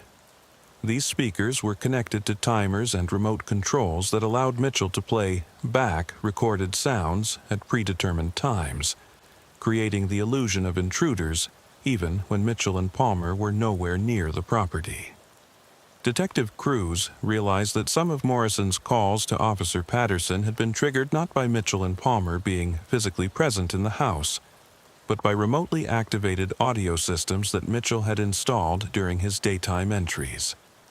Morrison had been hearing real sounds of people in his house, but the sounds were recordings played through hidden speakers rather than live intruders. At 2:30 a.m. on October 5th, Cruz gave the signal for patrol units to surround Morrison's house. When officers entered the property, they found Mitchell and Palmer in Morrison's living room with sophisticated audio recording and playback equipment, along with detailed notes about Morrison's daily routine, sleep patterns, and psychological responses to their harassment campaign. Mitchell and Palmer were arrested without incident, but their responses during police questioning revealed the full extent of their psychological manipulation operation. Mitchell showed no remorse for his actions, instead expressing frustration that his research project had been interrupted by law enforcement intervention. "We were studying the effects of prolonged psychological stress on elderly individuals living alone," Mitchell told Detective Cruz during his interrogation. Kyle Morrison was an ideal test subject because of his isolation and predictable routine. We were documenting how long it would take to completely undermine his confidence in his own perceptions. Palmer, when questioned separately by Officer Patterson, revealed that their activities with Morrison were part of a larger scheme, targeting multiple elderly individuals across Riverside County. They had identified at least 12 other potential victims using medical records and public information about elderly residents who lived alone. Derek had a whole system worked out, Palmer told Patterson during her interview. We would study potential targets for months, learning their routines and vulnerabilities, then begin psychological manipulation campaigns designed to make them doubt their own sanity. The goal was to eventually gain enough psychological control over them to access their financial accounts and personal assets. Detective Cruz realized they were dealing with a sophisticated elder exploitation scheme that used psychological torture as a precursor to financial fraud. Mitchell and Palmer hadn't been content with simple burglary or theft. They had been systematically breaking down elderly victims' mental defenses to make them easier targets for long-term financial manipulation. The police investigation revealed that Mitchell and Palmer had already successfully completed their psychological manipulation process with 2 other elderly victims in the county. Both victims had eventually become so convinced that they were losing their mental faculties that they had voluntarily signed over financial power of attorney to individuals recommended by Mitchell and Palmer. Those individuals who presented themselves as elder care specialists were actually part of Mitchell's criminal network. Once they gained financial control over the victims, they systematically drained bank accounts, sold property, and liquidated assets, while the victims remained convinced that their own memory problems were preventing them from managing their affairs properly. Kyle Morrison had been targeted as Mitchell and Palmer's 3rd victim, but his decision to consistently call police rather than simply accepting that he was hearing things had disrupted their timeline and ultimately led to their capture. When Morrison was informed about Mitchell and Palmer's arrest and the true nature of what he had been experiencing, his reaction was a mixture of relief and anger toward the criminals who had targeted him. "I knew I wasn't losing my mind," Morrison told Detective Cruz and Officer Patterson during his debriefing. "I knew what I was hearing was real. But when the police kept finding nothing, I started to doubt myself. That's exactly what they wanted to accomplish." Morrison's house was thoroughly searched by police forensic specialists, who found over 30 hidden speakers, 12 surveillance cameras, and enough recording equipment to stage elaborate fake scenarios. Mitchell had essentially turned Morrison's home into a sophisticated psychological torture chamber, with the ability to create any audio environment he desired at the touch of a button. The discovery of Morrison's case led to a broader police investigation that eventually identified Mitchell and Palmer's network of accomplices and victims. In total, 7 elderly individuals had been targeted for psychological manipulation, with 3 having already been financially exploited before Mitchell and Palmer's arrest. The other victims, when contacted by police, initially had difficulty believing that their experiences had been artificially created.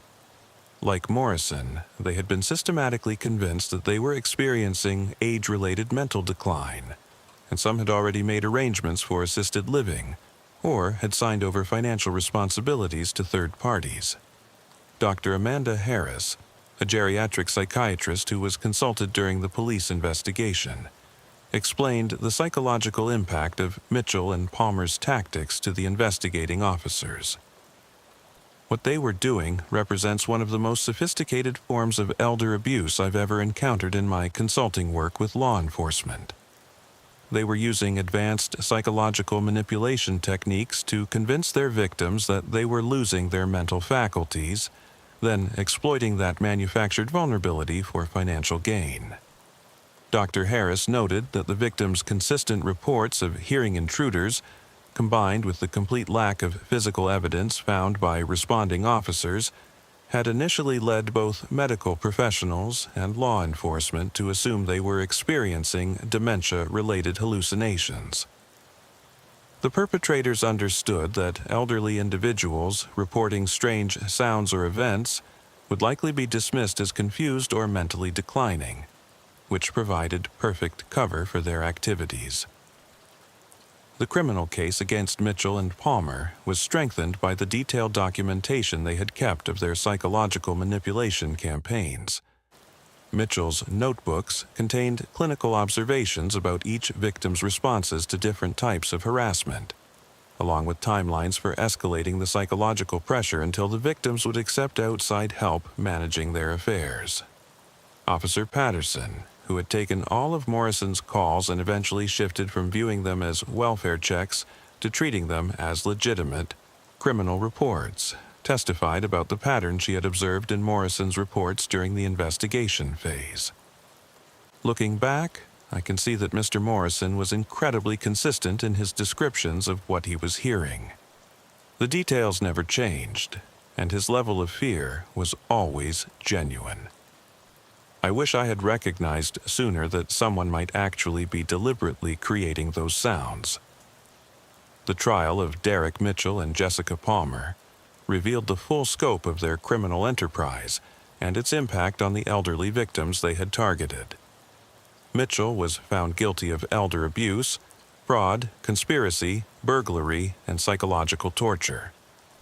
Palmer was convicted on similar charges, along with conspiracy to commit financial fraud.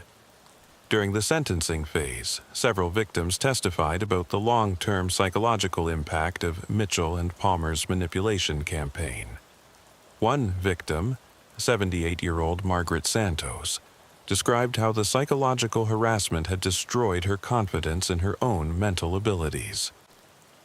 "They didn't just steal from me," Santos told the court during her victim impact statement. "They stole my faith in my own mind. Even now, knowing that what I experienced wasn't real, I still doubt myself when I hear unexpected sounds in my house." Kyle Morrison's victim impact statement focused on the broader implications of Mitchell and Palmer's crimes for elderly residents and the law enforcement officers who served them. "These people didn't just target my property or my money. They targeted my sanity, my independence, and my dignity. They wanted to convince me that I was losing my mind so they could control every aspect of my life."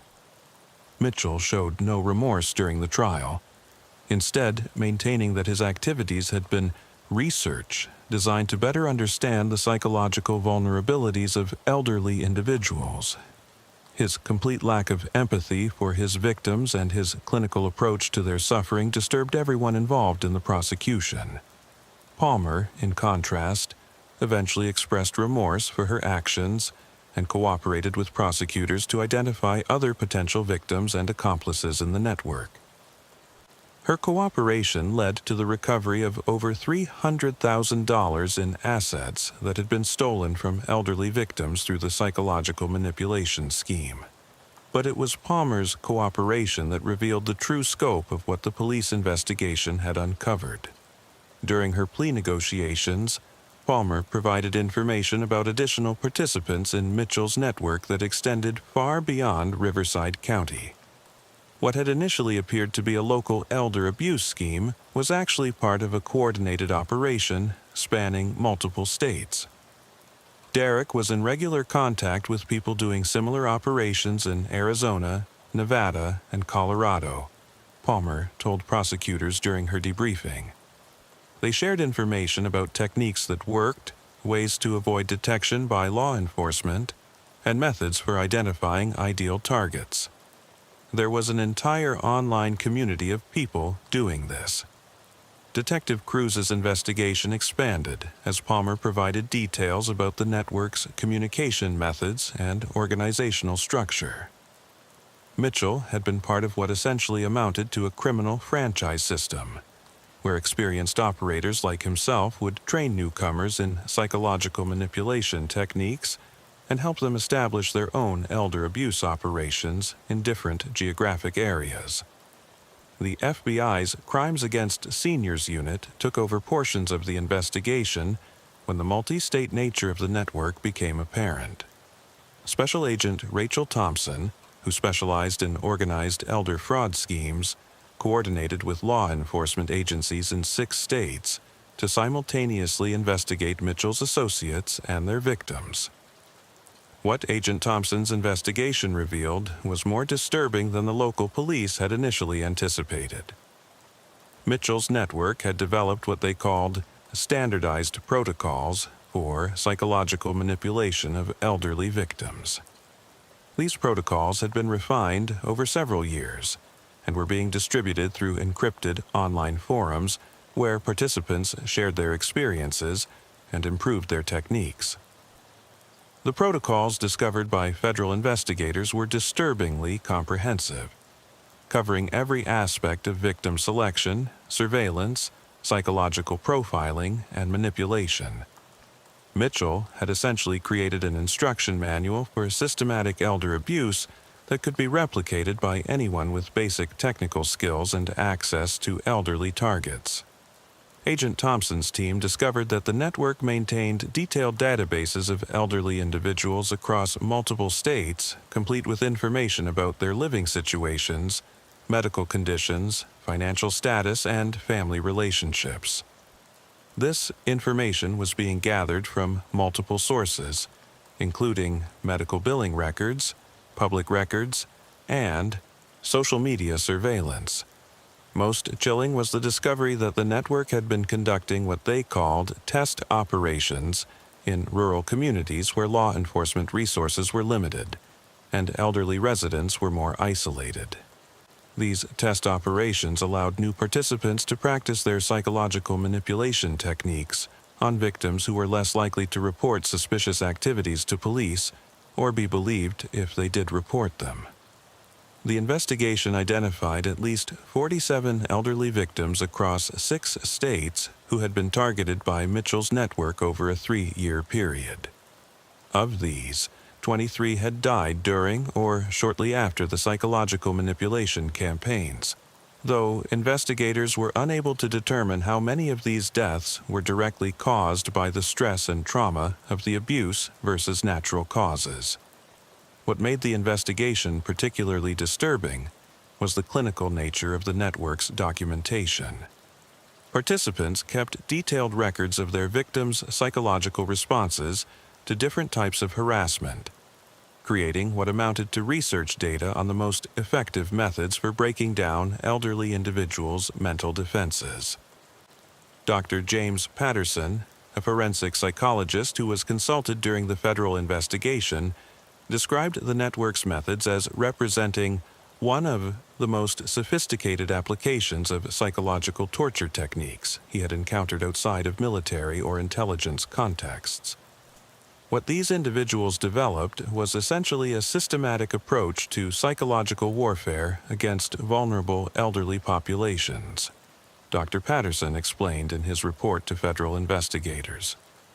The techniques they used were designed to create maximum psychological distress while leaving minimal physical evidence, making detection by law enforcement extremely difficult. The investigation also revealed that Mitchell's network had been evolving their techniques based on law enforcement responses to their activities. When psychological manipulation alone wasn't sufficient to gain control over victims, they had begun incorporating physical surveillance, medical fraud, and, in some cases, direct threats against family members. Agent Thompson's team discovered evidence that the network had been infiltrating assisted living facilities, nursing homes, and home health care services to gain direct access to potential victims.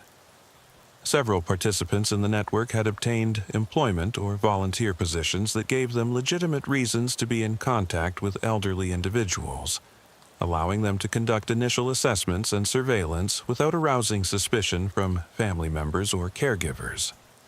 The case took an even more disturbing turn when investigators discovered that Mitchell's network had been documenting their activities not just for operational purposes, but for entertainment.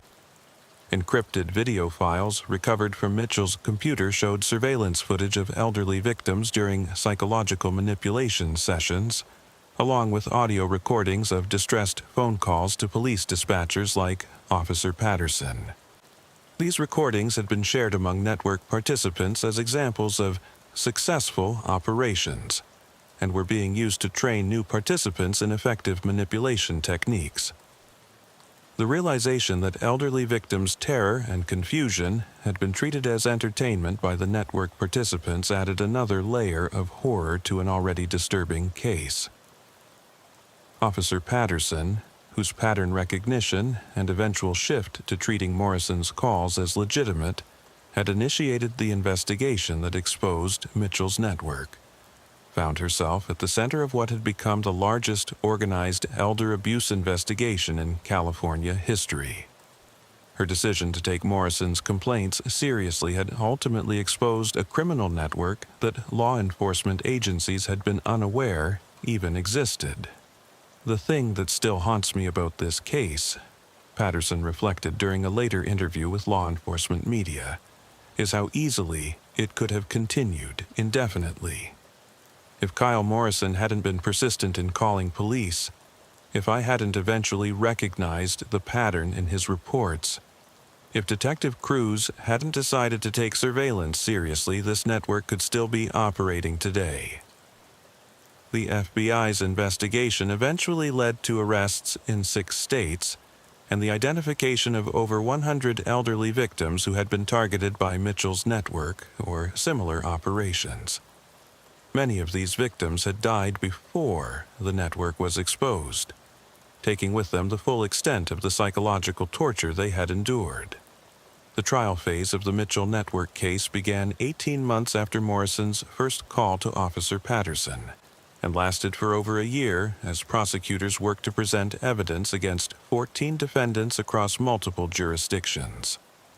The complexity of the case required coordination between federal and state prosecutors, and the testimony of dozens of elderly victims who had survived the psychological manipulation campaigns. Mitchell himself was found guilty on 47 counts of elder abuse, fraud, conspiracy, and what prosecutors termed systematic psychological torture. The judge, in imposing Mitchell's sentence, noted that the case represented a new category of criminal behavior that existing laws were barely adequate to address.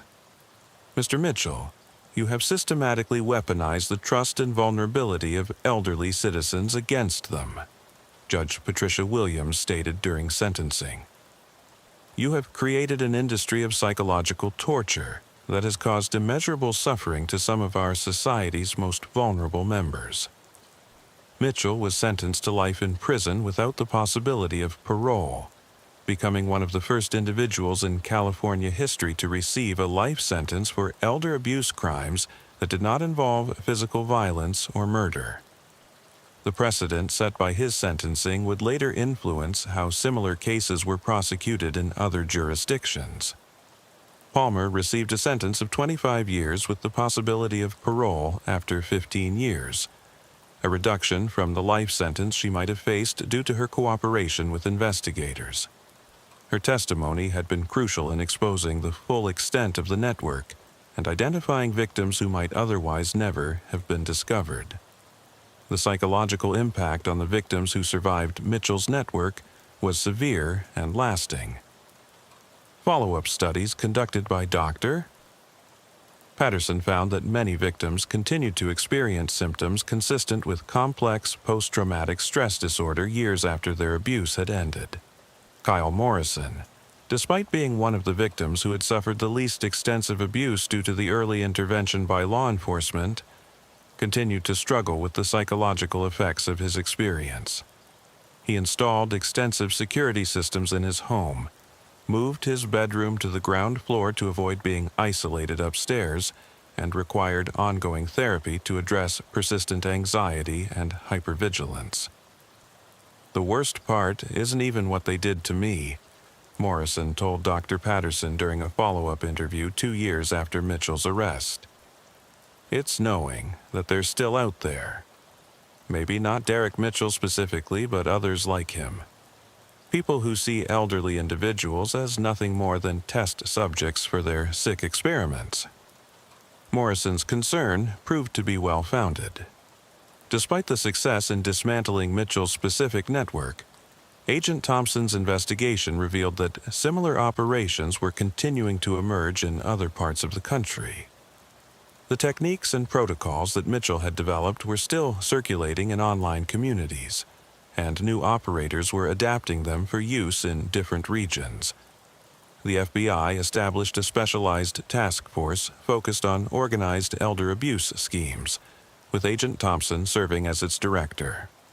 The task force worked to identify and shut down operations similar to Mitchell's network. But the distributed nature of the criminal activity and the vulnerability of the target population made complete prevention extremely difficult.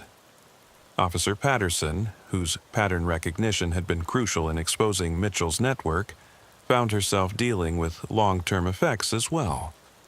She had developed what her department psychologist described as hypervigilance toward elderly callers, becoming intensely focused on identifying potential patterns of abuse in routine police calls.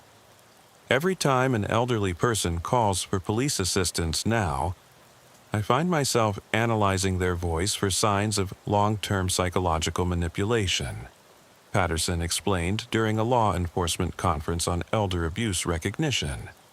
I know that sounds like it might be excessive, but Kyle Morrison taught me that sometimes the most persistent callers are the ones who most need our help.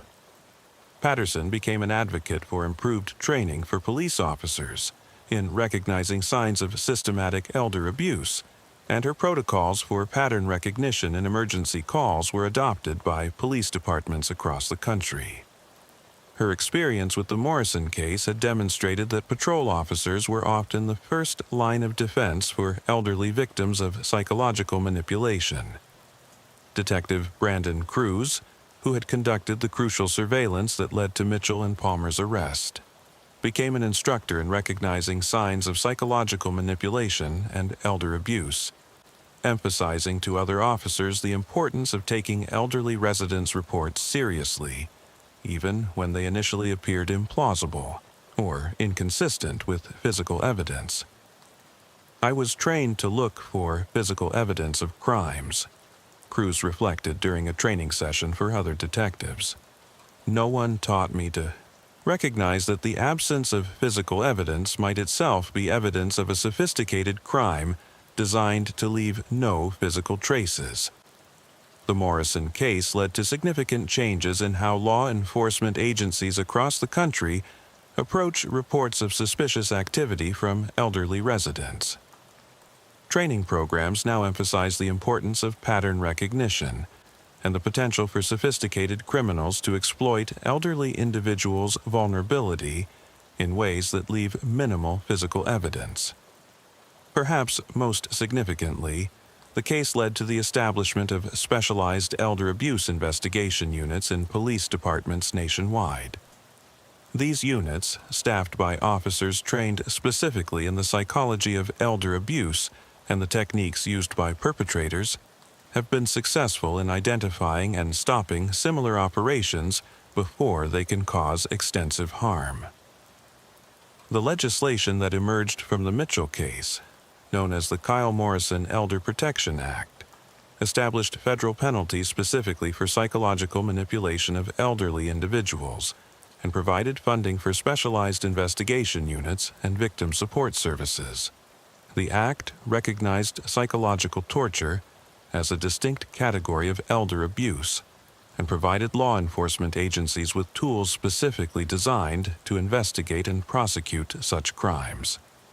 Kyle Morrison, now 75, continues to live independently in his home on Desert View Road, though he has installed a comprehensive security system and maintains regular contact with local law enforcement and participates in community education programs about elder abuse recognition. He has become a powerful advocate for elderly residents who report suspicious activities, emphasizing the importance of persistence even when initial reports are dismissed. I was lucky that I kept calling police even when it seemed like they thought I was imagining things, Morrison tells audiences at community education sessions.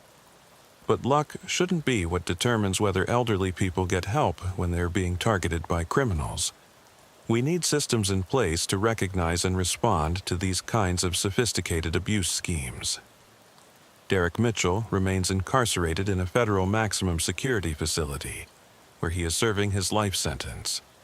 Prison officials report that he continues to maintain detailed journals and correspondence with other inmates, apparently still studying psychological manipulation techniques even while imprisoned. His continued interest in the subject has led to his placement in protective custody and restrictions on his communications with the outside world. Jessica Palmer was released on parole after serving 12 years of her sentence. She now works with victim advocacy organizations and law enforcement agencies, providing training on recognizing and investigating psychological manipulation schemes. Her cooperation with investigators and ongoing efforts to help other victims have been credited with preventing similar operations from developing in several states. Officer Nicole Patterson continues to serve with the Riverside Police Department and has been promoted to sergeant. specializing in crimes against vulnerable populations. She often reflects on how Morrison's persistent calls led to the exposure of a criminal network that most police officers never imagined could exist.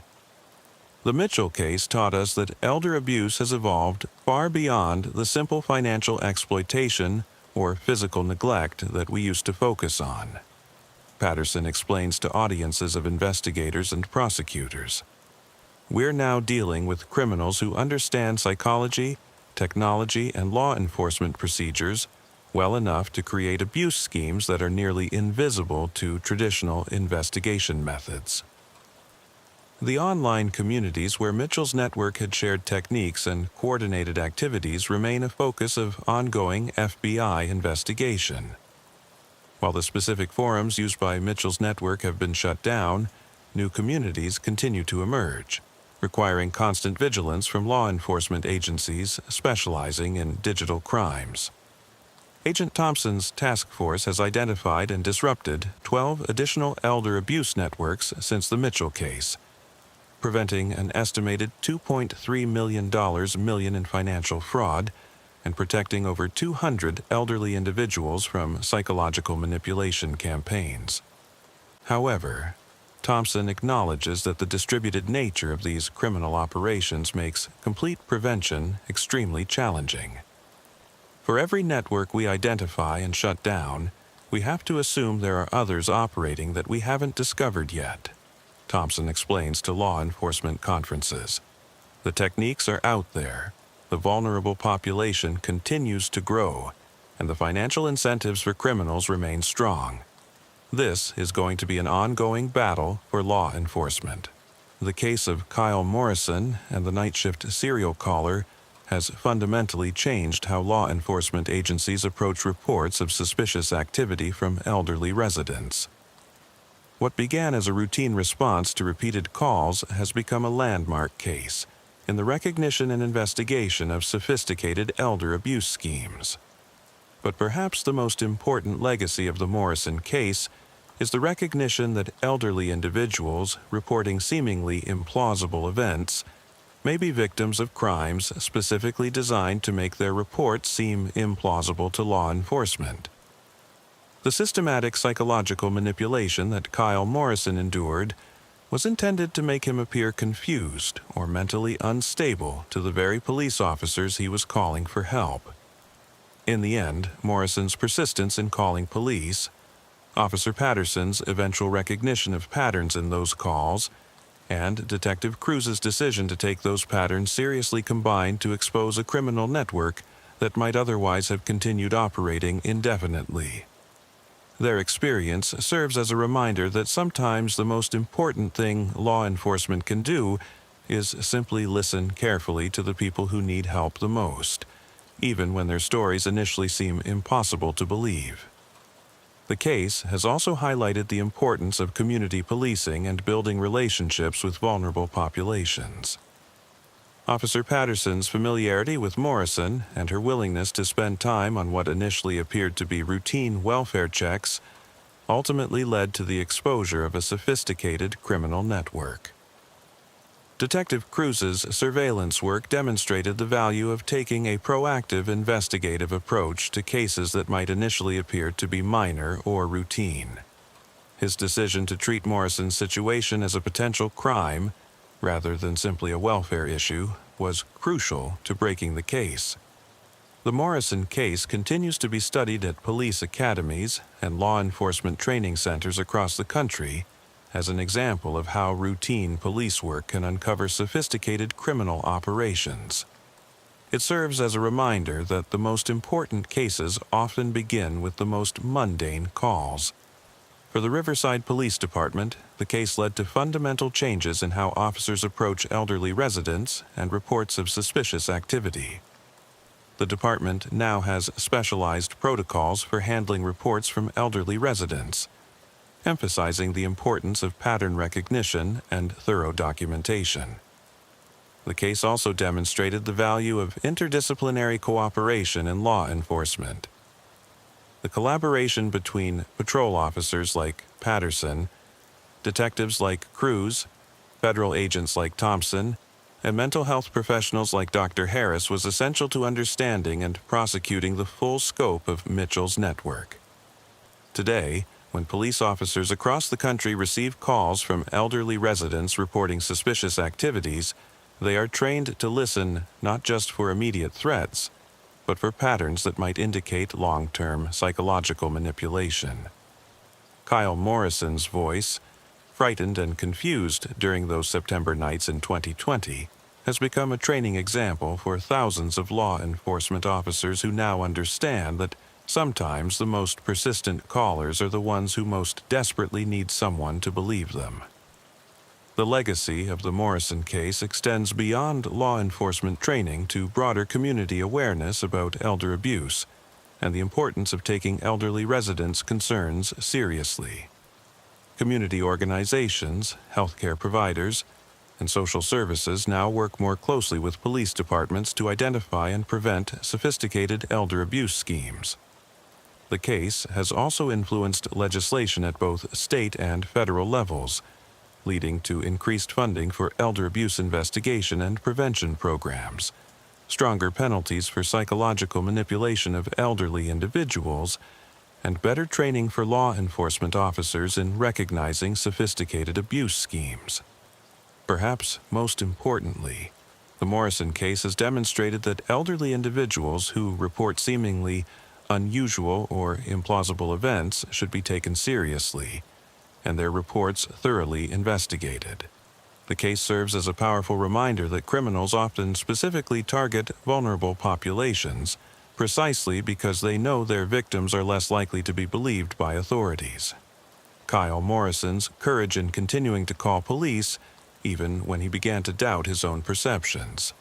Officer Patterson's professionalism in treating each call seriously, and Detective Cruz's investigative skills in recognizing the true nature of the situation combined to expose a criminal network that was causing immeasurable harm to vulnerable elderly individuals.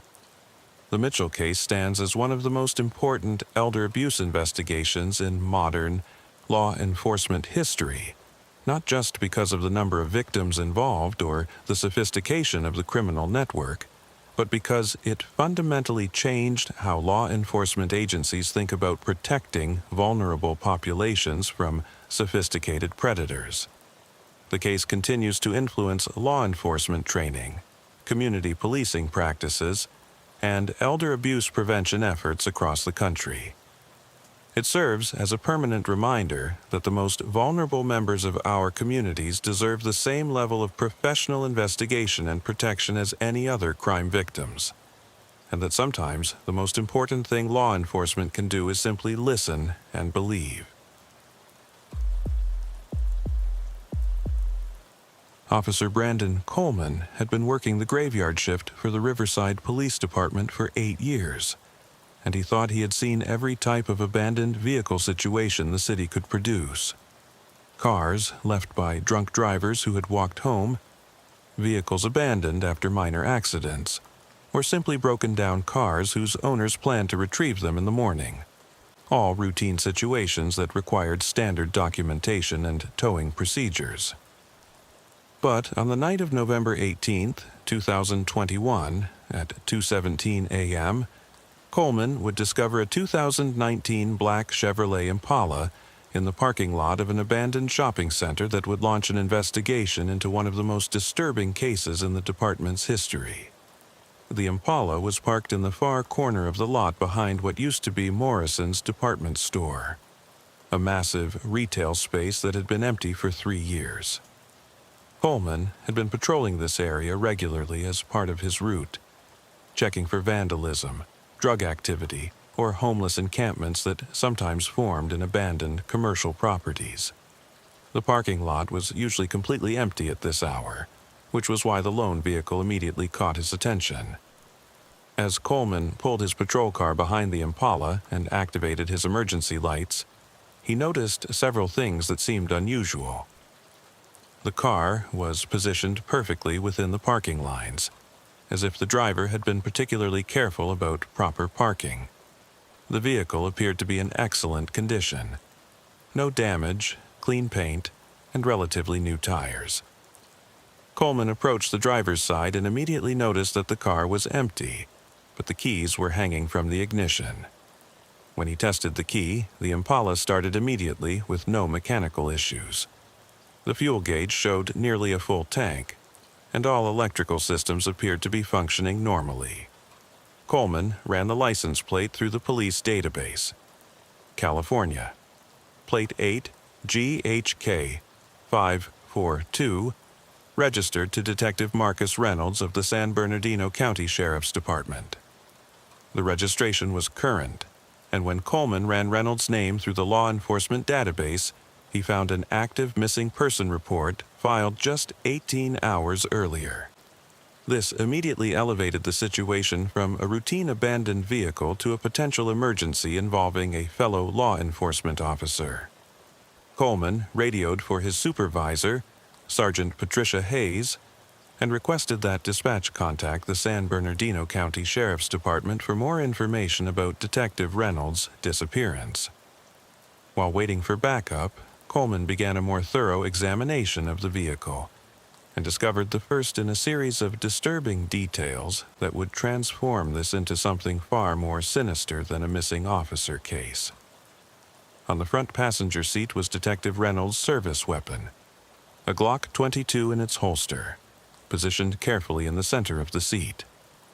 Next to the weapon was Reynolds' badge and identification, along with what appeared to be a case file folder marked Confidential Internal Investigation. Coleman photographed everything before disturbing the scene, following protocol for potentially serious crimes involving law enforcement personnel. The careful positioning of Reynolds' badge and weapon on the passenger seat suggested they had been deliberately placed there rather than forgotten or hastily abandoned. When Coleman opened the case file, he found documents that made him immediately call for Detective Amanda Russell, the department's senior investigator. The file contained internal affairs, investigation reports documenting corruption allegations against multiple officers in the San Bernardino County Sheriff's Department, including Detective Reynolds himself. According to the documents, Reynolds had been under investigation for evidence tampering, witness intimidation, and possible involvement in drug trafficking through his position in the Narcotics Division. More disturbing were handwritten notes in Reynolds' writing that suggested he had been gathering evidence against his fellow officers in exchange for immunity from prosecution. Sergeant Hayes arrived at the scene 20 minutes after Coleman's call, accompanied by Detective Russell. As Coleman briefed them on what he had found, Russell immediately recognized the significance of finding a potentially corrupt detective's vehicle with his service weapon and sensitive internal affairs documents deliberately positioned for discovery. "This isn't an abandoned vehicle," Russell told Coleman and Hayes as she examined the scene. "This is either a crime scene or someone wanted us to think it was a crime scene. Either way, we're dealing with something that involves a police corruption and a missing officer who was apparently cooperating with internal investigators." Russell decided to expand the search beyond the immediate area around Reynolds' vehicle.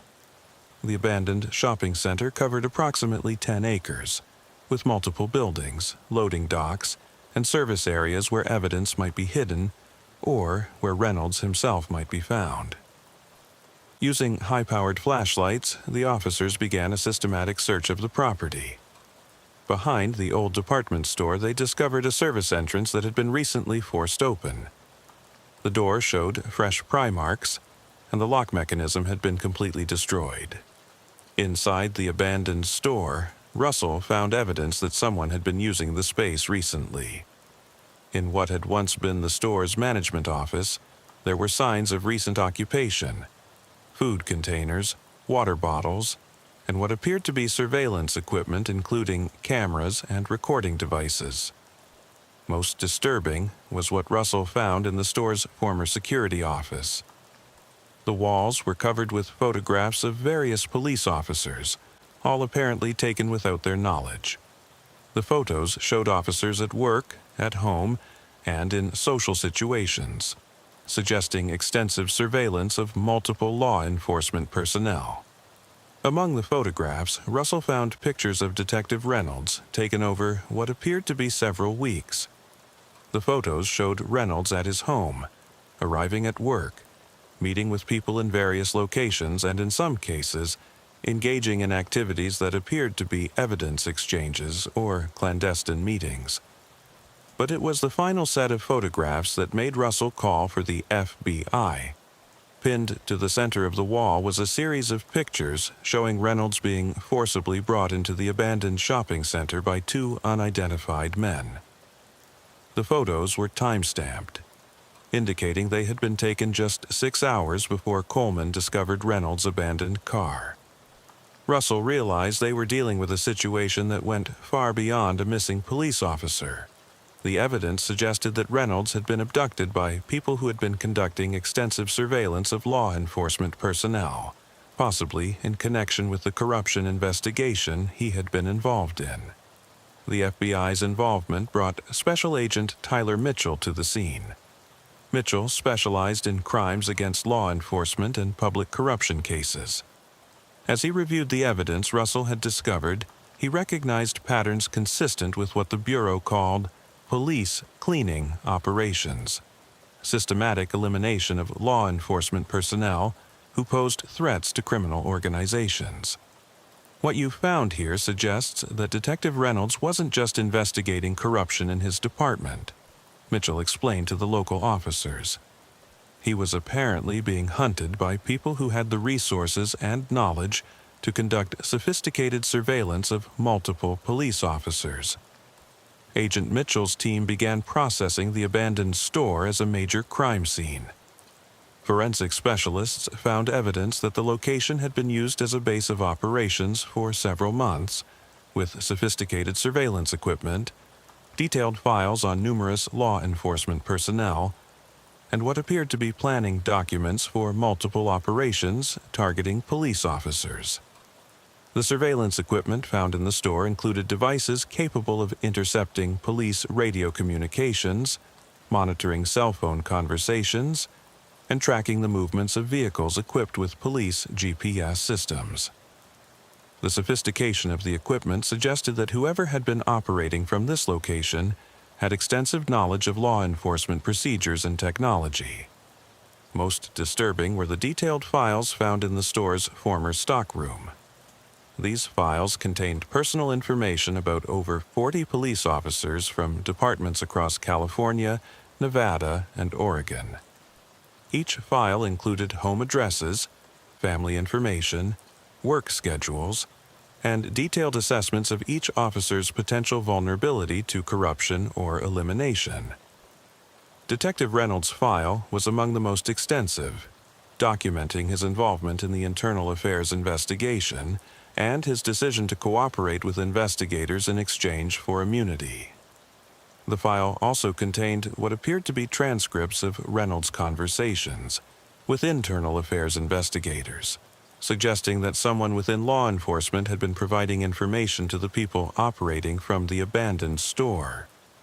Agent Mitchell realized that Reynolds' abduction was part of a much larger operation targeting law enforcement personnel who posed threats to an organized criminal network. The network had been using the abandoned shopping center as a base for surveilling and planning operations against police officers across multiple states.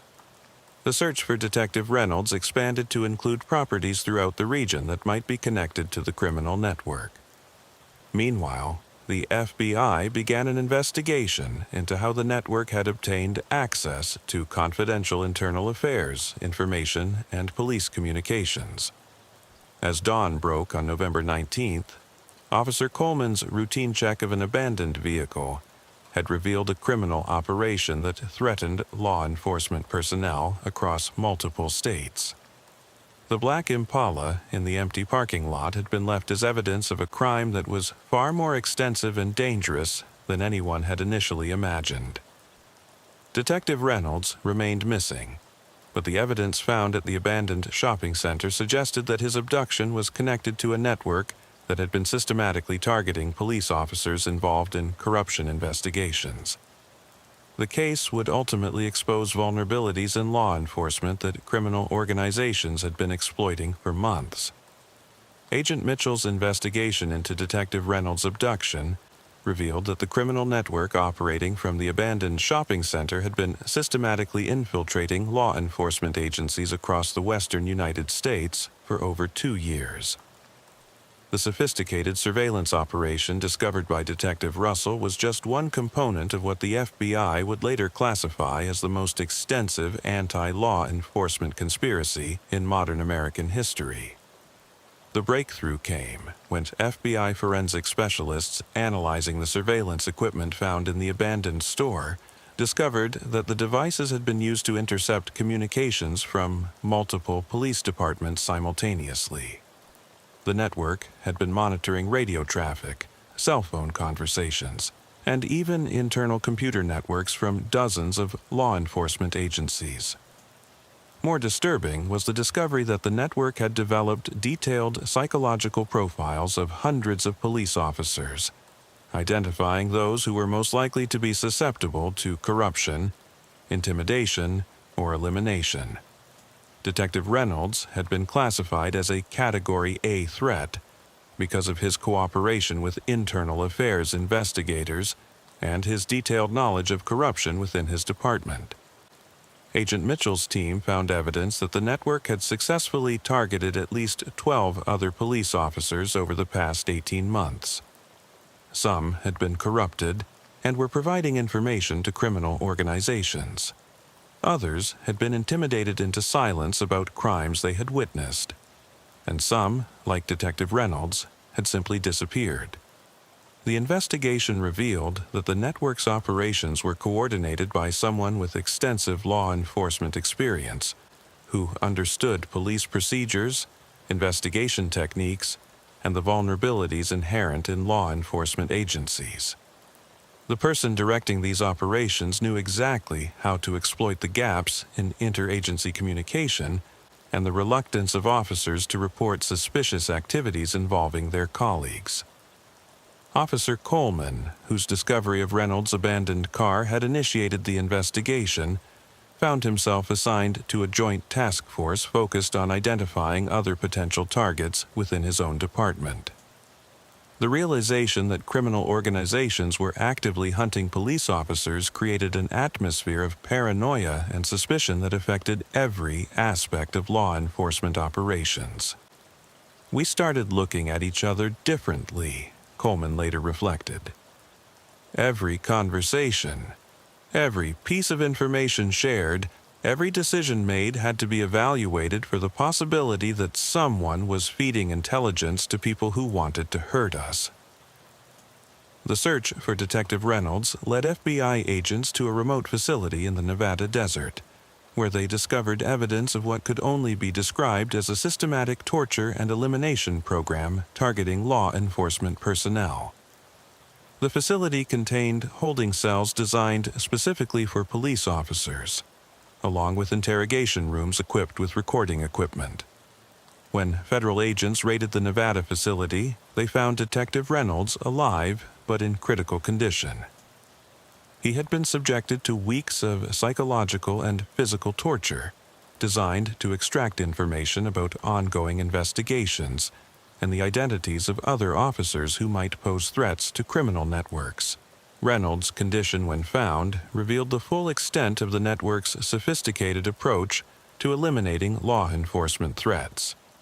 He had been systematically broken down through techniques that combined physical torture with psychological manipulation, specifically designed to target the mental resilience that police training was meant to develop. They knew exactly how to attack the psychological foundations of police training. Dr. Amanda Harris, the FBI psychologist who treated Reynolds, explained to the task force. They understood that police officers are trained to maintain control and protect others, so they created scenarios where Reynolds was completely helpless and forced to watch recordings of his colleagues being threatened. The recordings found at the Nevada facility showed that the network had been surveilling and threatening the families of police officers as part of their psychological torture program. Reynolds had been shown videos of his own children being followed to school and his wife being monitored at her workplace, reinforcing his complete helplessness to protect those he cared about. More disturbing were recordings of other police officers who had been held at the facility. The network had documented the systematic breakdown of at least 8 other law enforcement personnel, creating what amounted to training materials for torturing police officers effectively. Agent Mitchell's investigation revealed that the network's ultimate goal wasn't just eliminating individual threats, but creating a climate of fear within law enforcement that would prevent officers from effectively investigating organized crime activities. By demonstrating that they could successfully hunt, capture, and torture police officers, the network was attempting to make law enforcement personnel afraid to pursue certain types of investigations. The network had also been using the information extracted from tortured officers to compromise ongoing investigations and identify confidential informants. Several major drug trafficking and organized crime cases had been compromised because the network had obtained detailed information about investigative techniques and personnel involved. Detective Russell, who had discovered the initial evidence at the abandoned shopping center, found herself assigned to a specialized unit focused on investigating corruption within law enforcement agencies that might be connected to the network. Her investigation revealed that the network had successfully placed informants within police departments, sheriff's offices, and even federal agencies.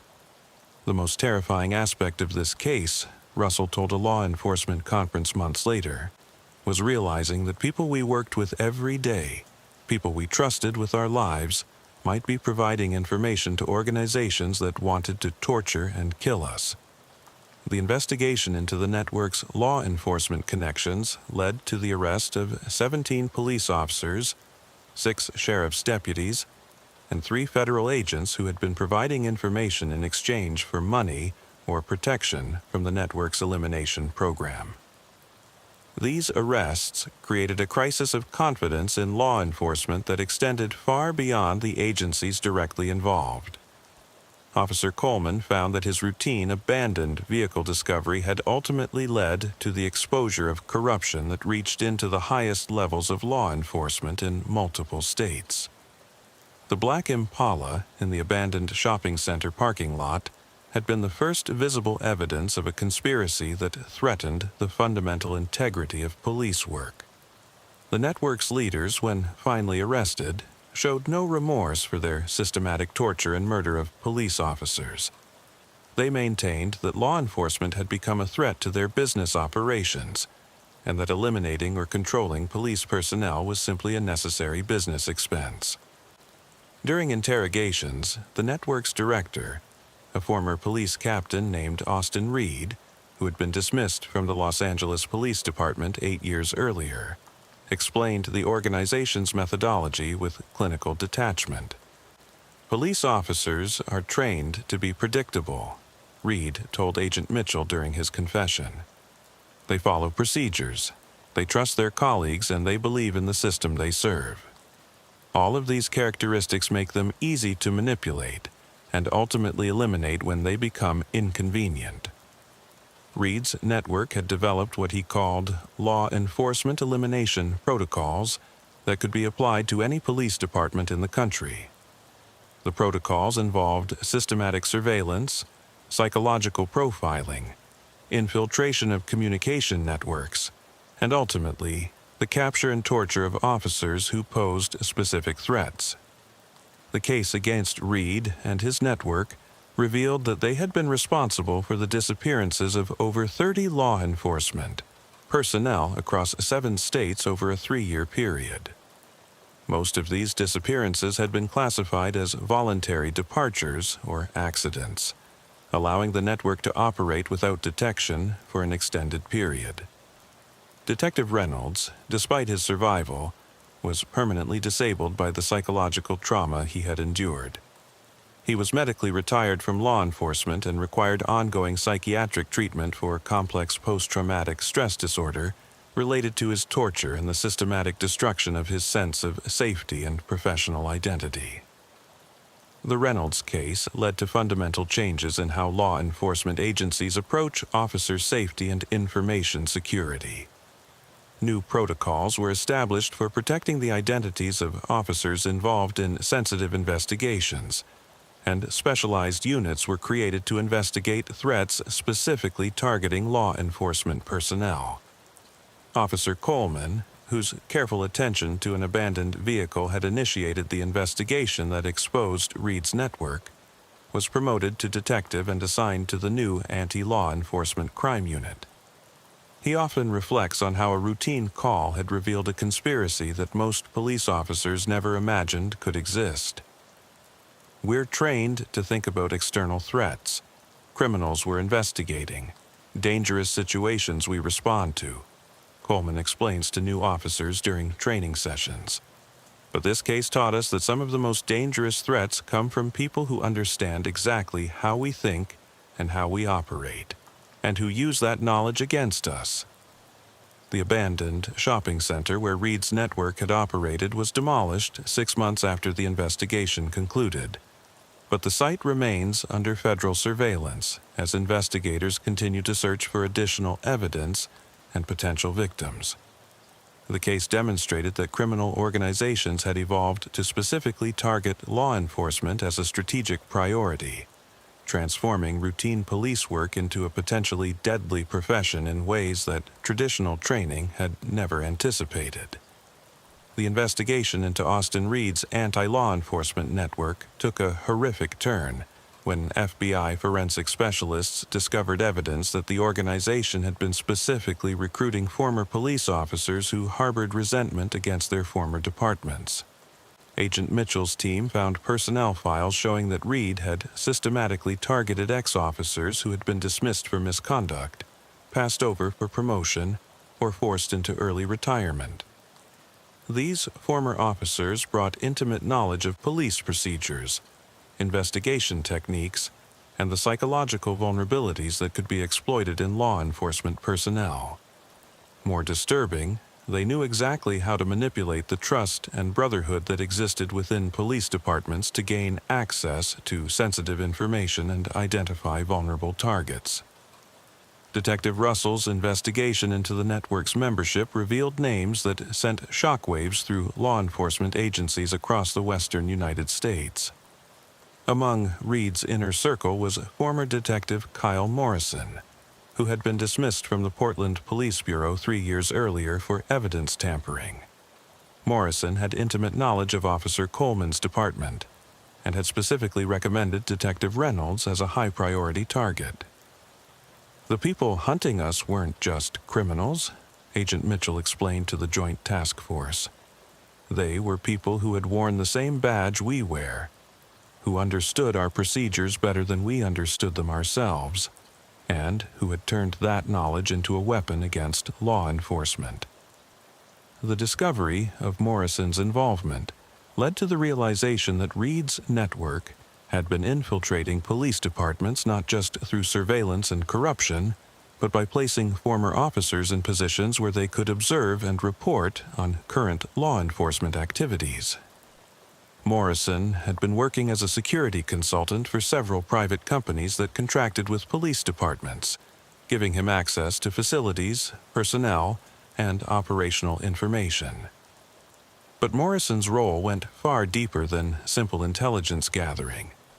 Agent Mitchell's team discovered that Morrison had been specifically tasked with identifying what Reed called high-value targets, police officers whose elimination would have maximum impact on law enforcement operations while appearing to be routine disappearances or voluntary departures.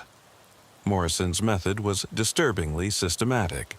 He would study personnel files, performance evaluations, and case assignments to identify officers who possessed critical knowledge about ongoing investigations, had access to sensitive intelligence, or were involved in internal affairs, investigations that threatened corrupt officers within police departments. Agent Mitchell's team discovered that Morrison had been systematically gathering intelligence on police officers throughout Oregon and California, creating detailed profiles that Reed's network used to identify targets for corruption, intimidation, or elimination. The profiles included personal information about officers' families, financial situations, psychological assessments, and detailed analyses of each officer's potential value as a target. Officer Coleman found his own name in Morrison's files, along with assessments of his patrol routes, response patterns, and personal vulnerabilities. The file noted that Coleman was methodical and observant, but potentially useful as an unwitting intelligence asset due to his regular contact with crime scenes and evidence. More disturbing, Morrison had documented Coleman's work schedule, home address, family members, and even the route he took to work each day. Reading that file was like having someone dissect your entire professional life, Coleman later told Internal Affairs investigators. They knew things about my work habits that I didn't even realize I had, and they were planning to use that knowledge against me and my fellow officers. The Morrison file contained detailed psychological assessments of over 200 police officers from Coleman's department alone. Each assessment included recommendations for how the officer could be approached for recruitment as an informant, targeted for elimination, or manipulated to provide intelligence without their knowledge. Morrison had identified Officer Coleman as someone who could be leveraged through family pressure due to his close relationship with his elderly parents and his concern for their safety. The file contained photographs of Coleman's parents, their daily routines, medical appointments, and even the security systems at their home.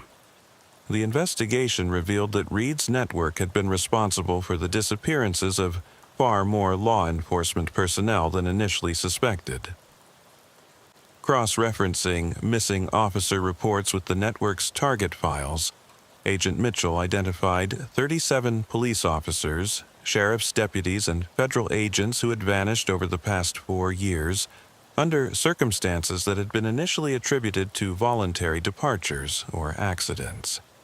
Each disappearance had been carefully planned to avoid suspicion. Officers with family problems were made to appear to have left voluntarily to escape personal difficulties.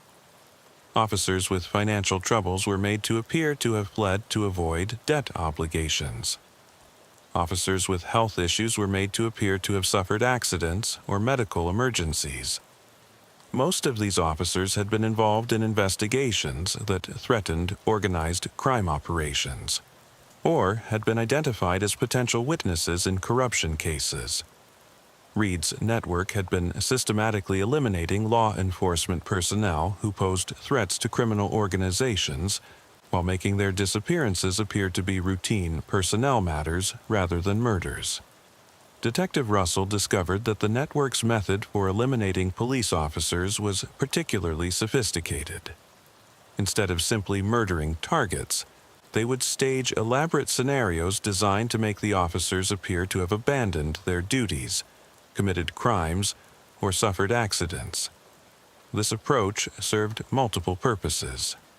It eliminated the threat posed by the officer, discredited them professionally, and demoralized their colleagues. The Nevada facility, where Detective Reynolds had been held, was just one of several locations where the network conducted what they called law enforcement processing. FBI raids on 3 additional facilities in California, Arizona, and Colorado revealed holding areas specifically designed for police officers, with restraint systems that accounted for law enforcement training in escape and resistance techniques. These facilities contained evidence of systematic torture programs that had been refined over years of experience with law enforcement personnel. The network had developed specific techniques for breaking down the psychological resilience that police training was meant to instill, using officers' protective instincts and sense of duty against them. The facilities were designed like professional interrogation centers, but with modifications that specifically targeted police psychology. Each holding cell contained surveillance equipment that allowed the network to monitor officers' responses to different types of psychological pressure. The cells were equipped with speakers that could play recordings of the officers' family members being threatened, their colleagues being tortured, and or their departments being compromised. Dr. Amanda Harris, the FBI psychologist treating survivors found at these facilities, described the network's methods as representing the most sophisticated understanding of law enforcement psychology she had encountered outside of official training programs. They had studied police officers like laboratory subjects, Dr. Harris explained to Agent Mitchell's team.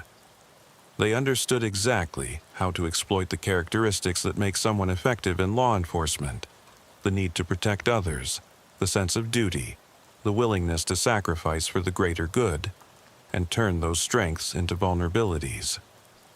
The network had developed what they called police-specific torture protocols that were designed to break down law enforcement personnel more efficiently than traditional torture methods. These protocols exploited officers' training in resistance techniques by using their own training against them, creating scenarios where their resistance actually increased their suffering. The survivors found at Reed's facilities provided testimony that revealed the full extent of the network's anti-law enforcement operations. Officers had been forced to watch recordings of their colleagues being tortured, their families being threatened, and their departments being compromised through information extracted from previous victims. The psychological impact on the surviving officers was severe and lasting. Unlike civilian torture victims, these officers had been specifically targeted because of their profession, creating a sense that their chosen career had made them and their families vulnerable to systematic persecution. Detective Russell interviewed Sergeant Jessica Williams, a 15-year veteran of the San Francisco Police Department who had been held at the Nevada facility for 6 weeks before the FBI raid. Williams described how the network had used her knowledge of police procedures against her during interrogation sessions. They knew exactly how we're trained to resist interrogation, Williams told Russell during her debrief. But they also knew how to exploit the fact that we're trained to protect others above ourselves. They would show me videos of my partner being tortured in another room, and they knew that I would break down faster to stop his suffering than I ever would to stop my own. The network had also been using tortured officers to create what they called law enforcement intelligence databases, containing detailed information about ongoing investigations, informant networks, and interagency cooperation efforts. This information was being sold to criminal organizations across the country, allowing them to stay ahead of law enforcement efforts and eliminate threats before they could develop. Agent Mitchell's team discovered that the network had compiled databases containing operational details about hundreds of law enforcement agencies, including investigation techniques, personnel assignments, informant identities, and planned operations. This intelligence was being distributed to criminal organizations for fees ranging from $10,000 to $100,000, depending on the sensitivity and scope of the information. Detective Russell discovered that her own department had been compromised when she found evidence that the network had detailed information about internal investigations, personnel assignments, and operational plans that should have been known only to senior command staff. The realization that someone within her department was feeding information to people who tortured and killed police officers created a crisis of trust that affected every aspect of the department's operations. "We started questioning everything," Russell told a law enforcement conference months later. Every briefing, every assignment, every piece of intelligence had to be evaluated for the possibility that it would be used against us. We were afraid of our own information systems. The investigation revealed that Reed's network had successfully placed informants in over 40 law enforcement agencies across 7 states. These informants, many of whom were current or former officers, had been recruited through a combination of financial incentives, blackmail, and threats against their families. Some informants had been providing information willingly in exchange for money or protection from prosecution for misconduct. Others had been coerced into cooperation after being presented with evidence of minor infractions or personal problems that could damage their careers. The network had been particularly successful at exploiting officers who were struggling with debt, marital problems, or substance abuse issues. The recruitment process used by Reed's network was sophisticated and systematic. They would identify vulnerable officers through financial records, personnel files, and behavioral observations, then approach them gradually with offers of assistance or support. Once an officer accepted any form of help from the network, they would be gradually drawn into providing information in exchange for continued support. Agent Mitchell's team discovered that the network maintained detailed psychological profiles on thousands of law enforcement personnel, rating each officer's potential vulnerability to recruitment or elimination. The profiles included information gathered from social media surveillance, financial records, family background checks, and even medical records obtained through various illegal means. Officer Coleman's profile had rated him as low recruitment potential, but high intelligence value due to his methodical approach to crime scene investigation and his regular contact with evidence that could be valuable to criminal organizations. The network had been planning to eliminate Coleman after using him to gather intelligence about ongoing investigations in his department. The profile system was so detailed that it included assessments of officers' personalities, work habits, family relationships, and potential psychological triggers that could be used for manipulation. Each profile contained recommendations for the most effective methods to approach, recruit, or eliminate the individual officer. The scope of Reed's anti-law enforcement conspiracy became clear when Agent Mitchell's team discovered that the network had been coordinating with criminal organizations across the country to share intelligence about police operations and eliminate law enforcement threats systematically. The network served as a specialized service provider to organized crime, offering surveillance, intelligence gathering, and elimination services targeted specifically at law enforcement personnel. Reed's organization had essentially created an industry focused on hunting police officers, with specialized techniques, equipment, and personnel dedicated to neutralizing law enforcement threats to criminal operations. The network's success had encouraged similar organizations to develop in other regions, creating what federal investigators described as a law enforcement elimination economy. The financial records seized from Reed's network showed that they had generated over $15 million in revenue over 4 years by providing anti-law enforcement services to criminal organizations. The network charged different rates for different services.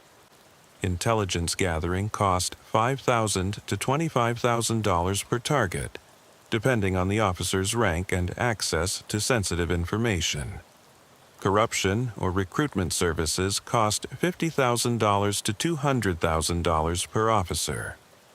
Elimination services cost $500,000 to $1 million per target, depending on the officer's profile and the complexity required to make their disappearance appear routine. The investigation revealed that Reed's network had been expanding rapidly, with plans to establish operations in additional states and to develop international connections with similar organizations in other countries. The network's business plan, found in Reed's personal files, projected revenue growth of 300% over the next 5 years, based on expanding demand for anti-law enforcement services from organized crime groups. The full horror of Reed's anti-law enforcement network was revealed when federal investigators discovered that the organization had been operating what they called police hunting preserves, remote facilities where law enforcement personnel were held, tortured, and ultimately murdered for the entertainment of clients who paid premium prices to watch the systematic destruction of police officers.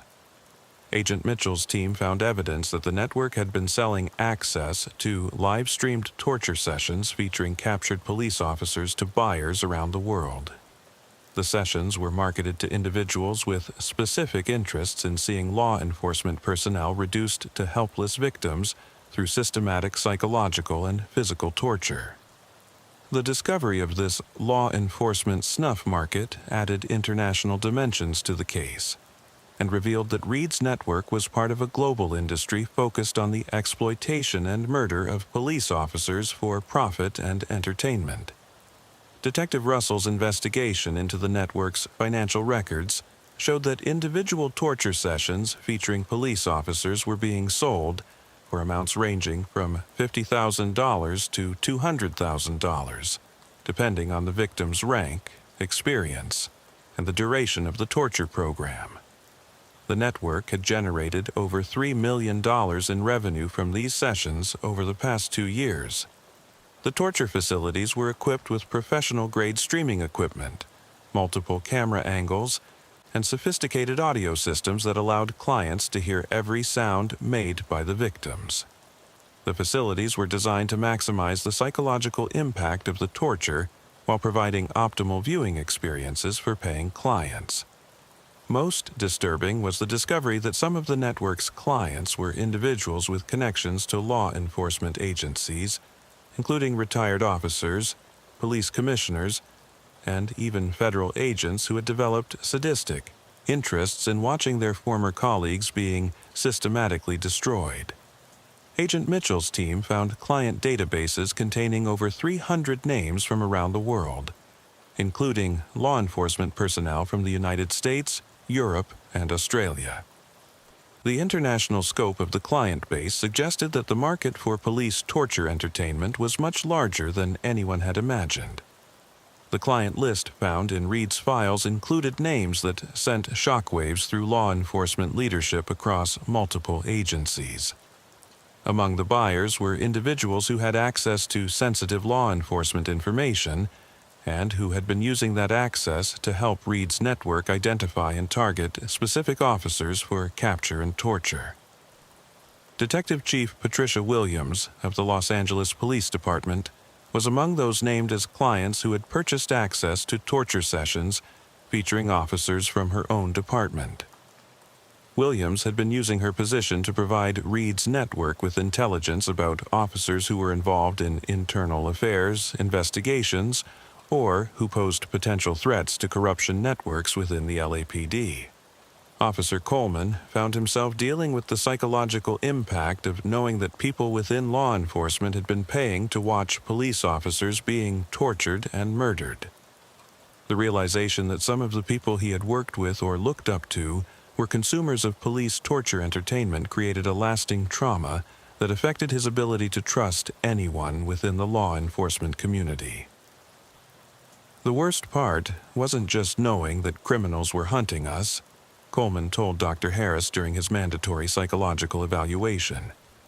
It was finding out that some of the people we thought were on our side were actually paying to watch us suffer. It makes you question everything about who you can trust and what this job really means. The investigation into the client network revealed that many of the buyers were individuals who had been rejected by law enforcement agencies, dismissed from police departments, or who harbored personal resentments against law enforcement.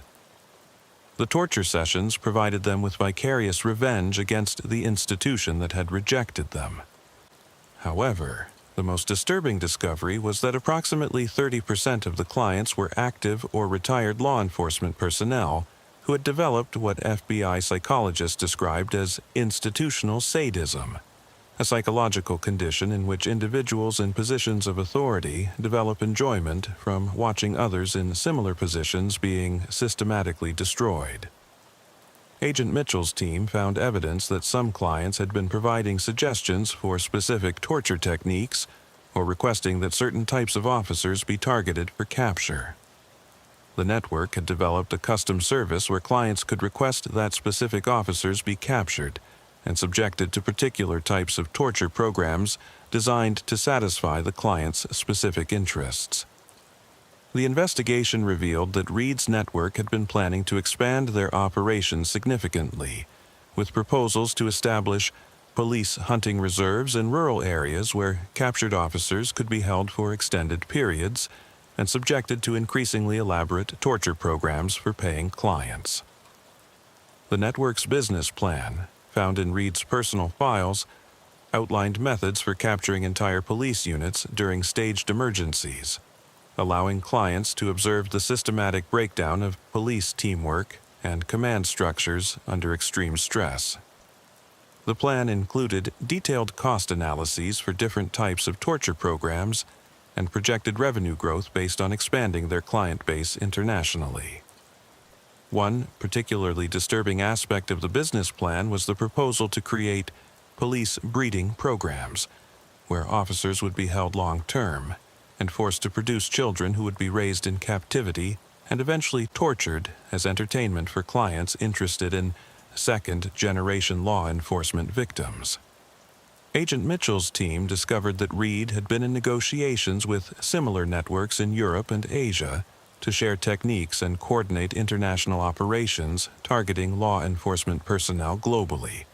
The network was working toward creating a worldwide industry focused on the systematic exploitation of police officers for profit. The international connections revealed that police torture entertainment had become a global market, with networks in multiple countries sharing techniques, client lists, and even victims through international trafficking operations. Reed's network had been both selling content to international clients and purchasing content from similar operations in other countries. The investigation expanded to include Interpol and law enforcement agencies in 12 countries, where evidence suggested similar networks were operating. The global scope of the industry revealed that law enforcement personnel worldwide were being systematically targeted by organizations that viewed police officers as a specialized form of entertainment commodity. The psychological evaluations of Reed and his inner circle revealed individuals who had developed an intense hatred of law enforcement that went far beyond simple criminal opposition to police work. They viewed police officers as representatives of a system that had rejected them, and their torture and murder of law enforcement personnel was driven by a desire for revenge against the entire institution of policing. Reed, during his psychological evaluation, showed no remorse for the torture and murder of police officers, instead expressing satisfaction that he had been able to show them what it feels like to be helpless and abandoned by the system they served. His psychological profile described him as suffering from narcissistic personality disorder combined with sadistic tendencies that had been exacerbated by his dismissal from law enforcement. The evaluation noted that Reed's intelligence and law enforcement background had allowed him to create one of the most sophisticated revenge fantasies ever documented in criminal psychology. The psychological evaluation also revealed that Reed had been planning even more elaborate torture programs, including scenarios where police officers would be forced to torture their own colleagues while being recorded for client entertainment. Reed's vision included creating a police torture university, where captured officers would be systematically broken down and then forced to participate in breaking down newly captured officers. The network's other members showed similar psychological profiles, with most being former law enforcement personnel who had developed intense resentment toward their former colleagues and departments. Their intimate knowledge of police psychology and procedures had been weaponized through their psychological disorders to create systematic torture programs specifically designed to cause maximum suffering to law enforcement personnel. Kyle Morrison, Reed's second-in-command, had developed what psychologists described as a police persecution complex, in which he believed that law enforcement as an institution was fundamentally corrupt, and that police officers deserved to be systematically eliminated as a service to society. Morrison had convinced himself that the torture and murder of police officers was a form of public service that would ultimately benefit communities by eliminating what he saw as an oppressive force. The trial of Reed and his network members revealed details about their operations that were so disturbing that much of the testimony was sealed to protect the families of victims and to prevent copycat operations from developing. The evidence presented included recordings of torture sessions, detailed torture protocols, and financial records showing the scope of the network's operations. The trial lasted 8 months and included testimony from over 200 witnesses, including surviving torture victims, family members of murdered officers, and law enforcement personnel who had been targeted by the network. The psychological impact on everyone involved in the trial was severe, with multiple jurors requiring counseling and several attorneys requesting transfers to other cases. Reed was convicted of 37 counts of first-degree murder, along with numerous charges related to torture, conspiracy, racketeering, and international trafficking. He was sentenced to death, becoming the first person in federal history to receive the death penalty, specifically for systematic torture and murder of law enforcement personnel. During his sentencing hearing, Reed addressed the court with a statement that chilled everyone present. "You can kill me, but you can't kill the idea. There are others who share my vision of a world where police officers understand what it feels like to be truly helpless. The work will continue with or without me." The other network members received sentences ranging from life imprisonment without parole to death, depending on their level of involvement in the torture and murder operations. Several former police officers who had provided intelligence to the network received sentences of 25 years to life for their betrayal of their colleagues. Kyle Morrison was sentenced to life without parole and showed no remorse during his sentencing hearing. He told the judge, "Every police officer who dies at our hands represents justice for the communities they oppressed. We provided a service that society needs but is too cowardly to acknowledge." The international clients who had purchased access to the torture sessions faced varying legal consequences depending on the jurisdiction where they resided. Several retired law enforcement officials in the United States were charged with conspiracy and received sentences of 10 to 20 years. International clients faced similar charges in their home countries, leading to arrests and prosecutions across multiple continents. Detective Reynolds, despite surviving his ordeal, was never able to return to law enforcement. The psychological trauma he had endured left him unable to function in any capacity that involved law enforcement work, and he required ongoing psychiatric treatment for severe post-traumatic stress disorder and survivor's guilt related to the officers who had died in captivity. Reynolds' testimony during the trial provided the most detailed account of the network's torture methods and their psychological impact on law enforcement personnel. His description of being forced to watch recordings of his colleagues being tortured while being told that his family would be next if he didn't cooperate provided crucial evidence for the prosecution. "They didn't just want to kill us," Reynolds told the court during his testimony. "They wanted to destroy everything that made us police officers: our sense of duty, our willingness to protect others, our faith in the system we served. They wanted to turn us into broken, helpless victims who would serve as entertainment for people who enjoyed watching police officers suffer." Officer Coleman was promoted to detective and assigned to a new federal task force focused on investigating threats to law enforcement personnel. His discovery of Reed's network led to fundamental changes in how police departments approach officer safety and threat assessment. The Reed case taught us that we had been thinking about officer safety all wrong, Coleman explained to a congressional hearing on law enforcement security. "We prepared for threats from the criminals we were investigating, but we never imagined that someone would create an entire industry focused on hunting police officers specifically because they were police officers."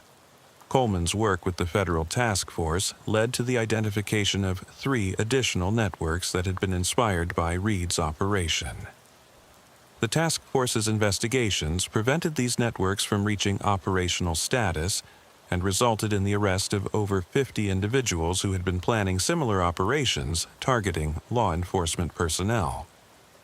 Detective Russell became the head of a new FBI unit focused on investigating organized threats to law enforcement, with particular emphasis on identifying former law enforcement personnel who might pose threats to their former colleagues.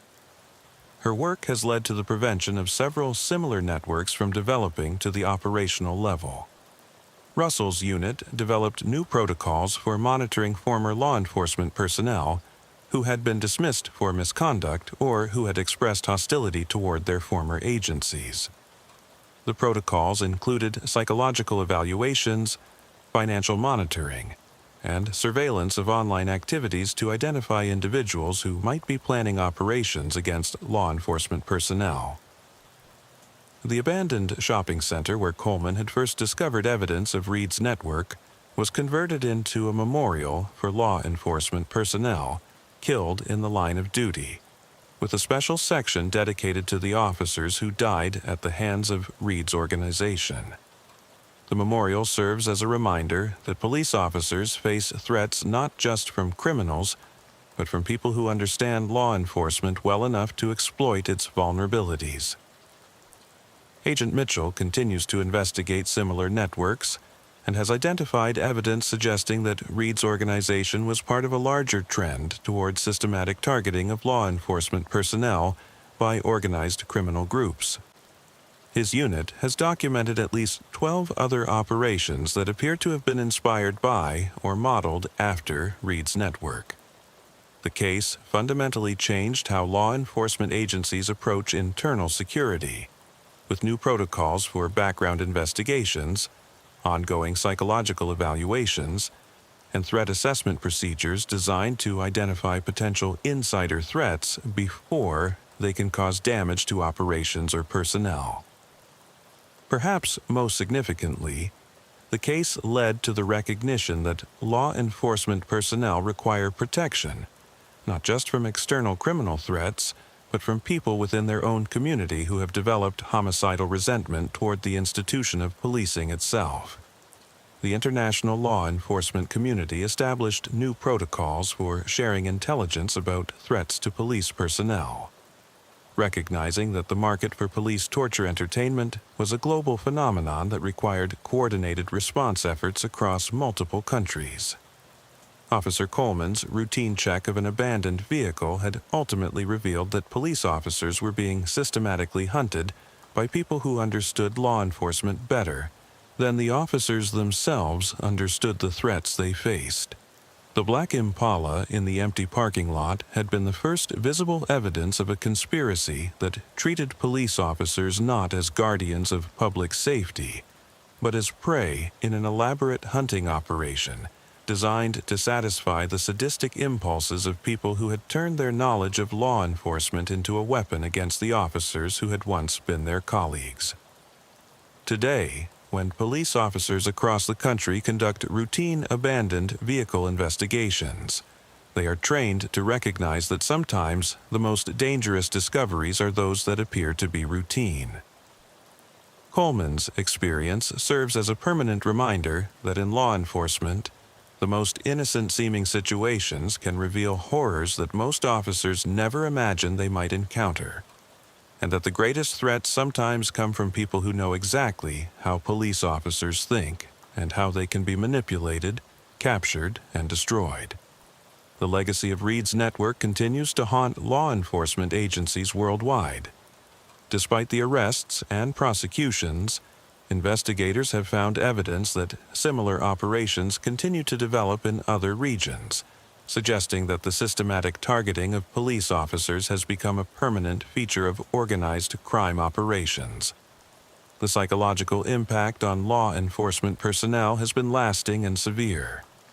Many officers report feeling vulnerable in ways they never experienced before, knowing that their profession itself makes them targets for systematic persecution by people who understand their training, their procedures, and their psychological vulnerabilities better than they understand them themselves.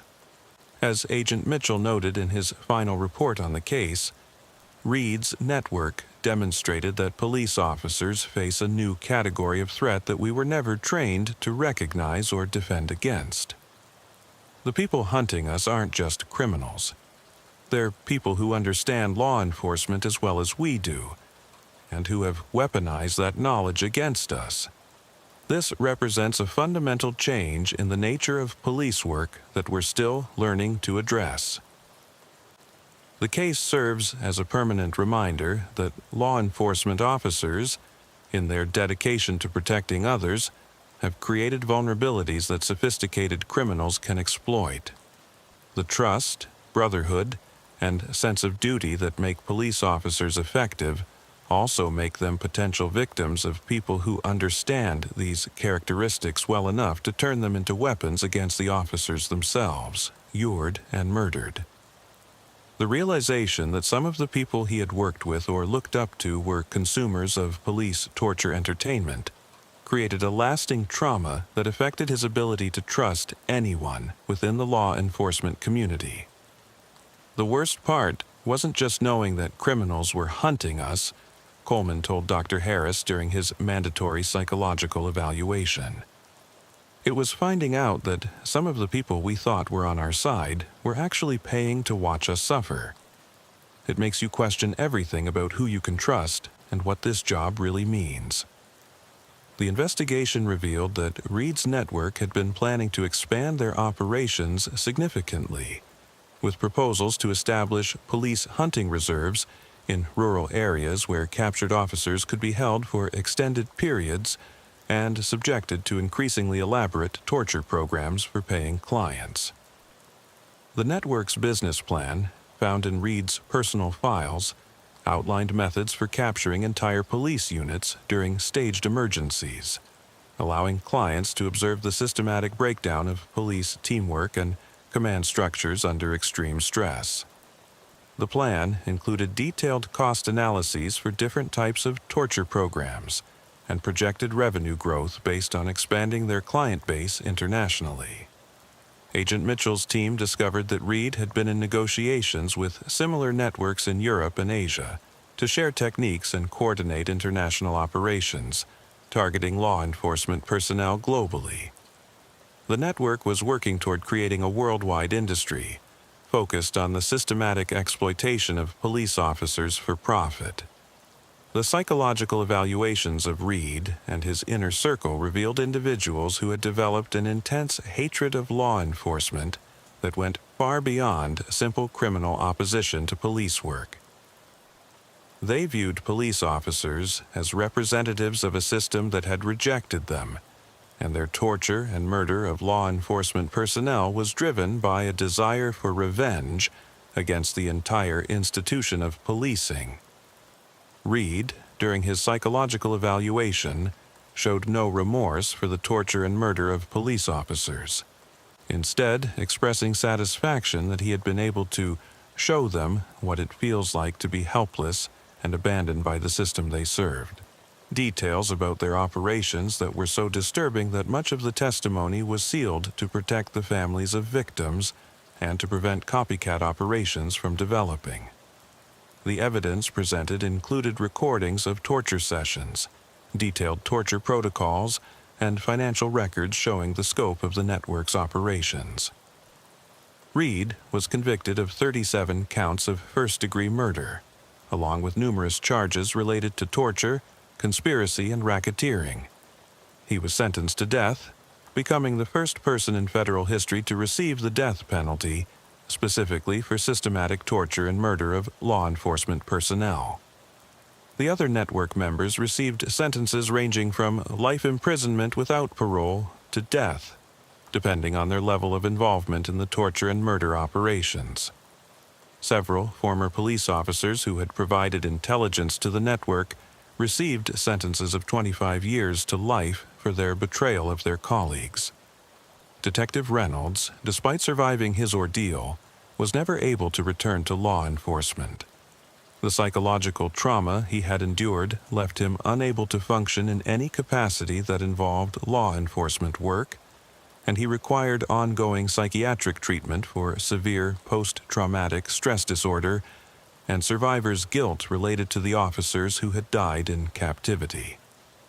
Officer Coleman was promoted to detective and assigned to a new federal task force focused on investigating threats to law enforcement personnel. His discovery of Reed's network led to fundamental changes in how police departments approach officer safety and threat assessment. The Reed case taught us that we had been thinking about officer safety all wrong, Coleman explained to a congressional hearing on law enforcement security. We prepared for threats from the criminals we were investigating, but we never imagined that someone would create an entire industry focused on hunting police officers, specifically because they were police officers. Detective Russell became the head of a new FBI unit, focused on investigating organized threats to law enforcement, with particular emphasis on identifying former law enforcement personnel who might pose threats to their former colleagues. Her work has led to the prevention of several similar networks from developing to the operational level. The abandoned shopping center where Coleman had first discovered evidence of Reed's network was converted into a memorial for law enforcement personnel killed in the line of duty, with a special section dedicated to the officers who died at the hands of Reed's organization. The memorial serves as a reminder that police officers face threats not just from criminals, but from people who understand law enforcement well enough to exploit its vulnerabilities. Agent Mitchell continues to investigate similar networks and has identified evidence suggesting that Reed's organization was part of a larger trend toward systematic targeting of law enforcement personnel by organized criminal groups. His unit has documented at least 12 other operations that appear to have been inspired by or modeled after Reed's network. The case fundamentally changed how law enforcement agencies approach internal security, with new protocols for background investigations, ongoing psychological evaluations, and threat assessment procedures designed to identify potential insider threats before they can cause damage to operations or personnel. Perhaps most significantly, the case led to the recognition that law enforcement personnel require protection not just from external criminal threats, but from people within their own community who have developed homicidal resentment toward the institution of policing itself. Officer Coleman's routine check of an abandoned vehicle had ultimately revealed that police officers were being systematically hunted by people who understood law enforcement better than the officers themselves understood the threats they faced. The black Impala in the empty parking lot had been the first visible evidence of a conspiracy that treated police officers not as guardians of public safety, but as prey in an elaborate hunting operation designed to satisfy the sadistic impulses of people who had turned their knowledge of law enforcement into a weapon against the officers who had once been their colleagues. Today, when police officers across the country conduct routine abandoned vehicle investigations, they are trained to recognize that sometimes the most dangerous discoveries are those that appear to be routine.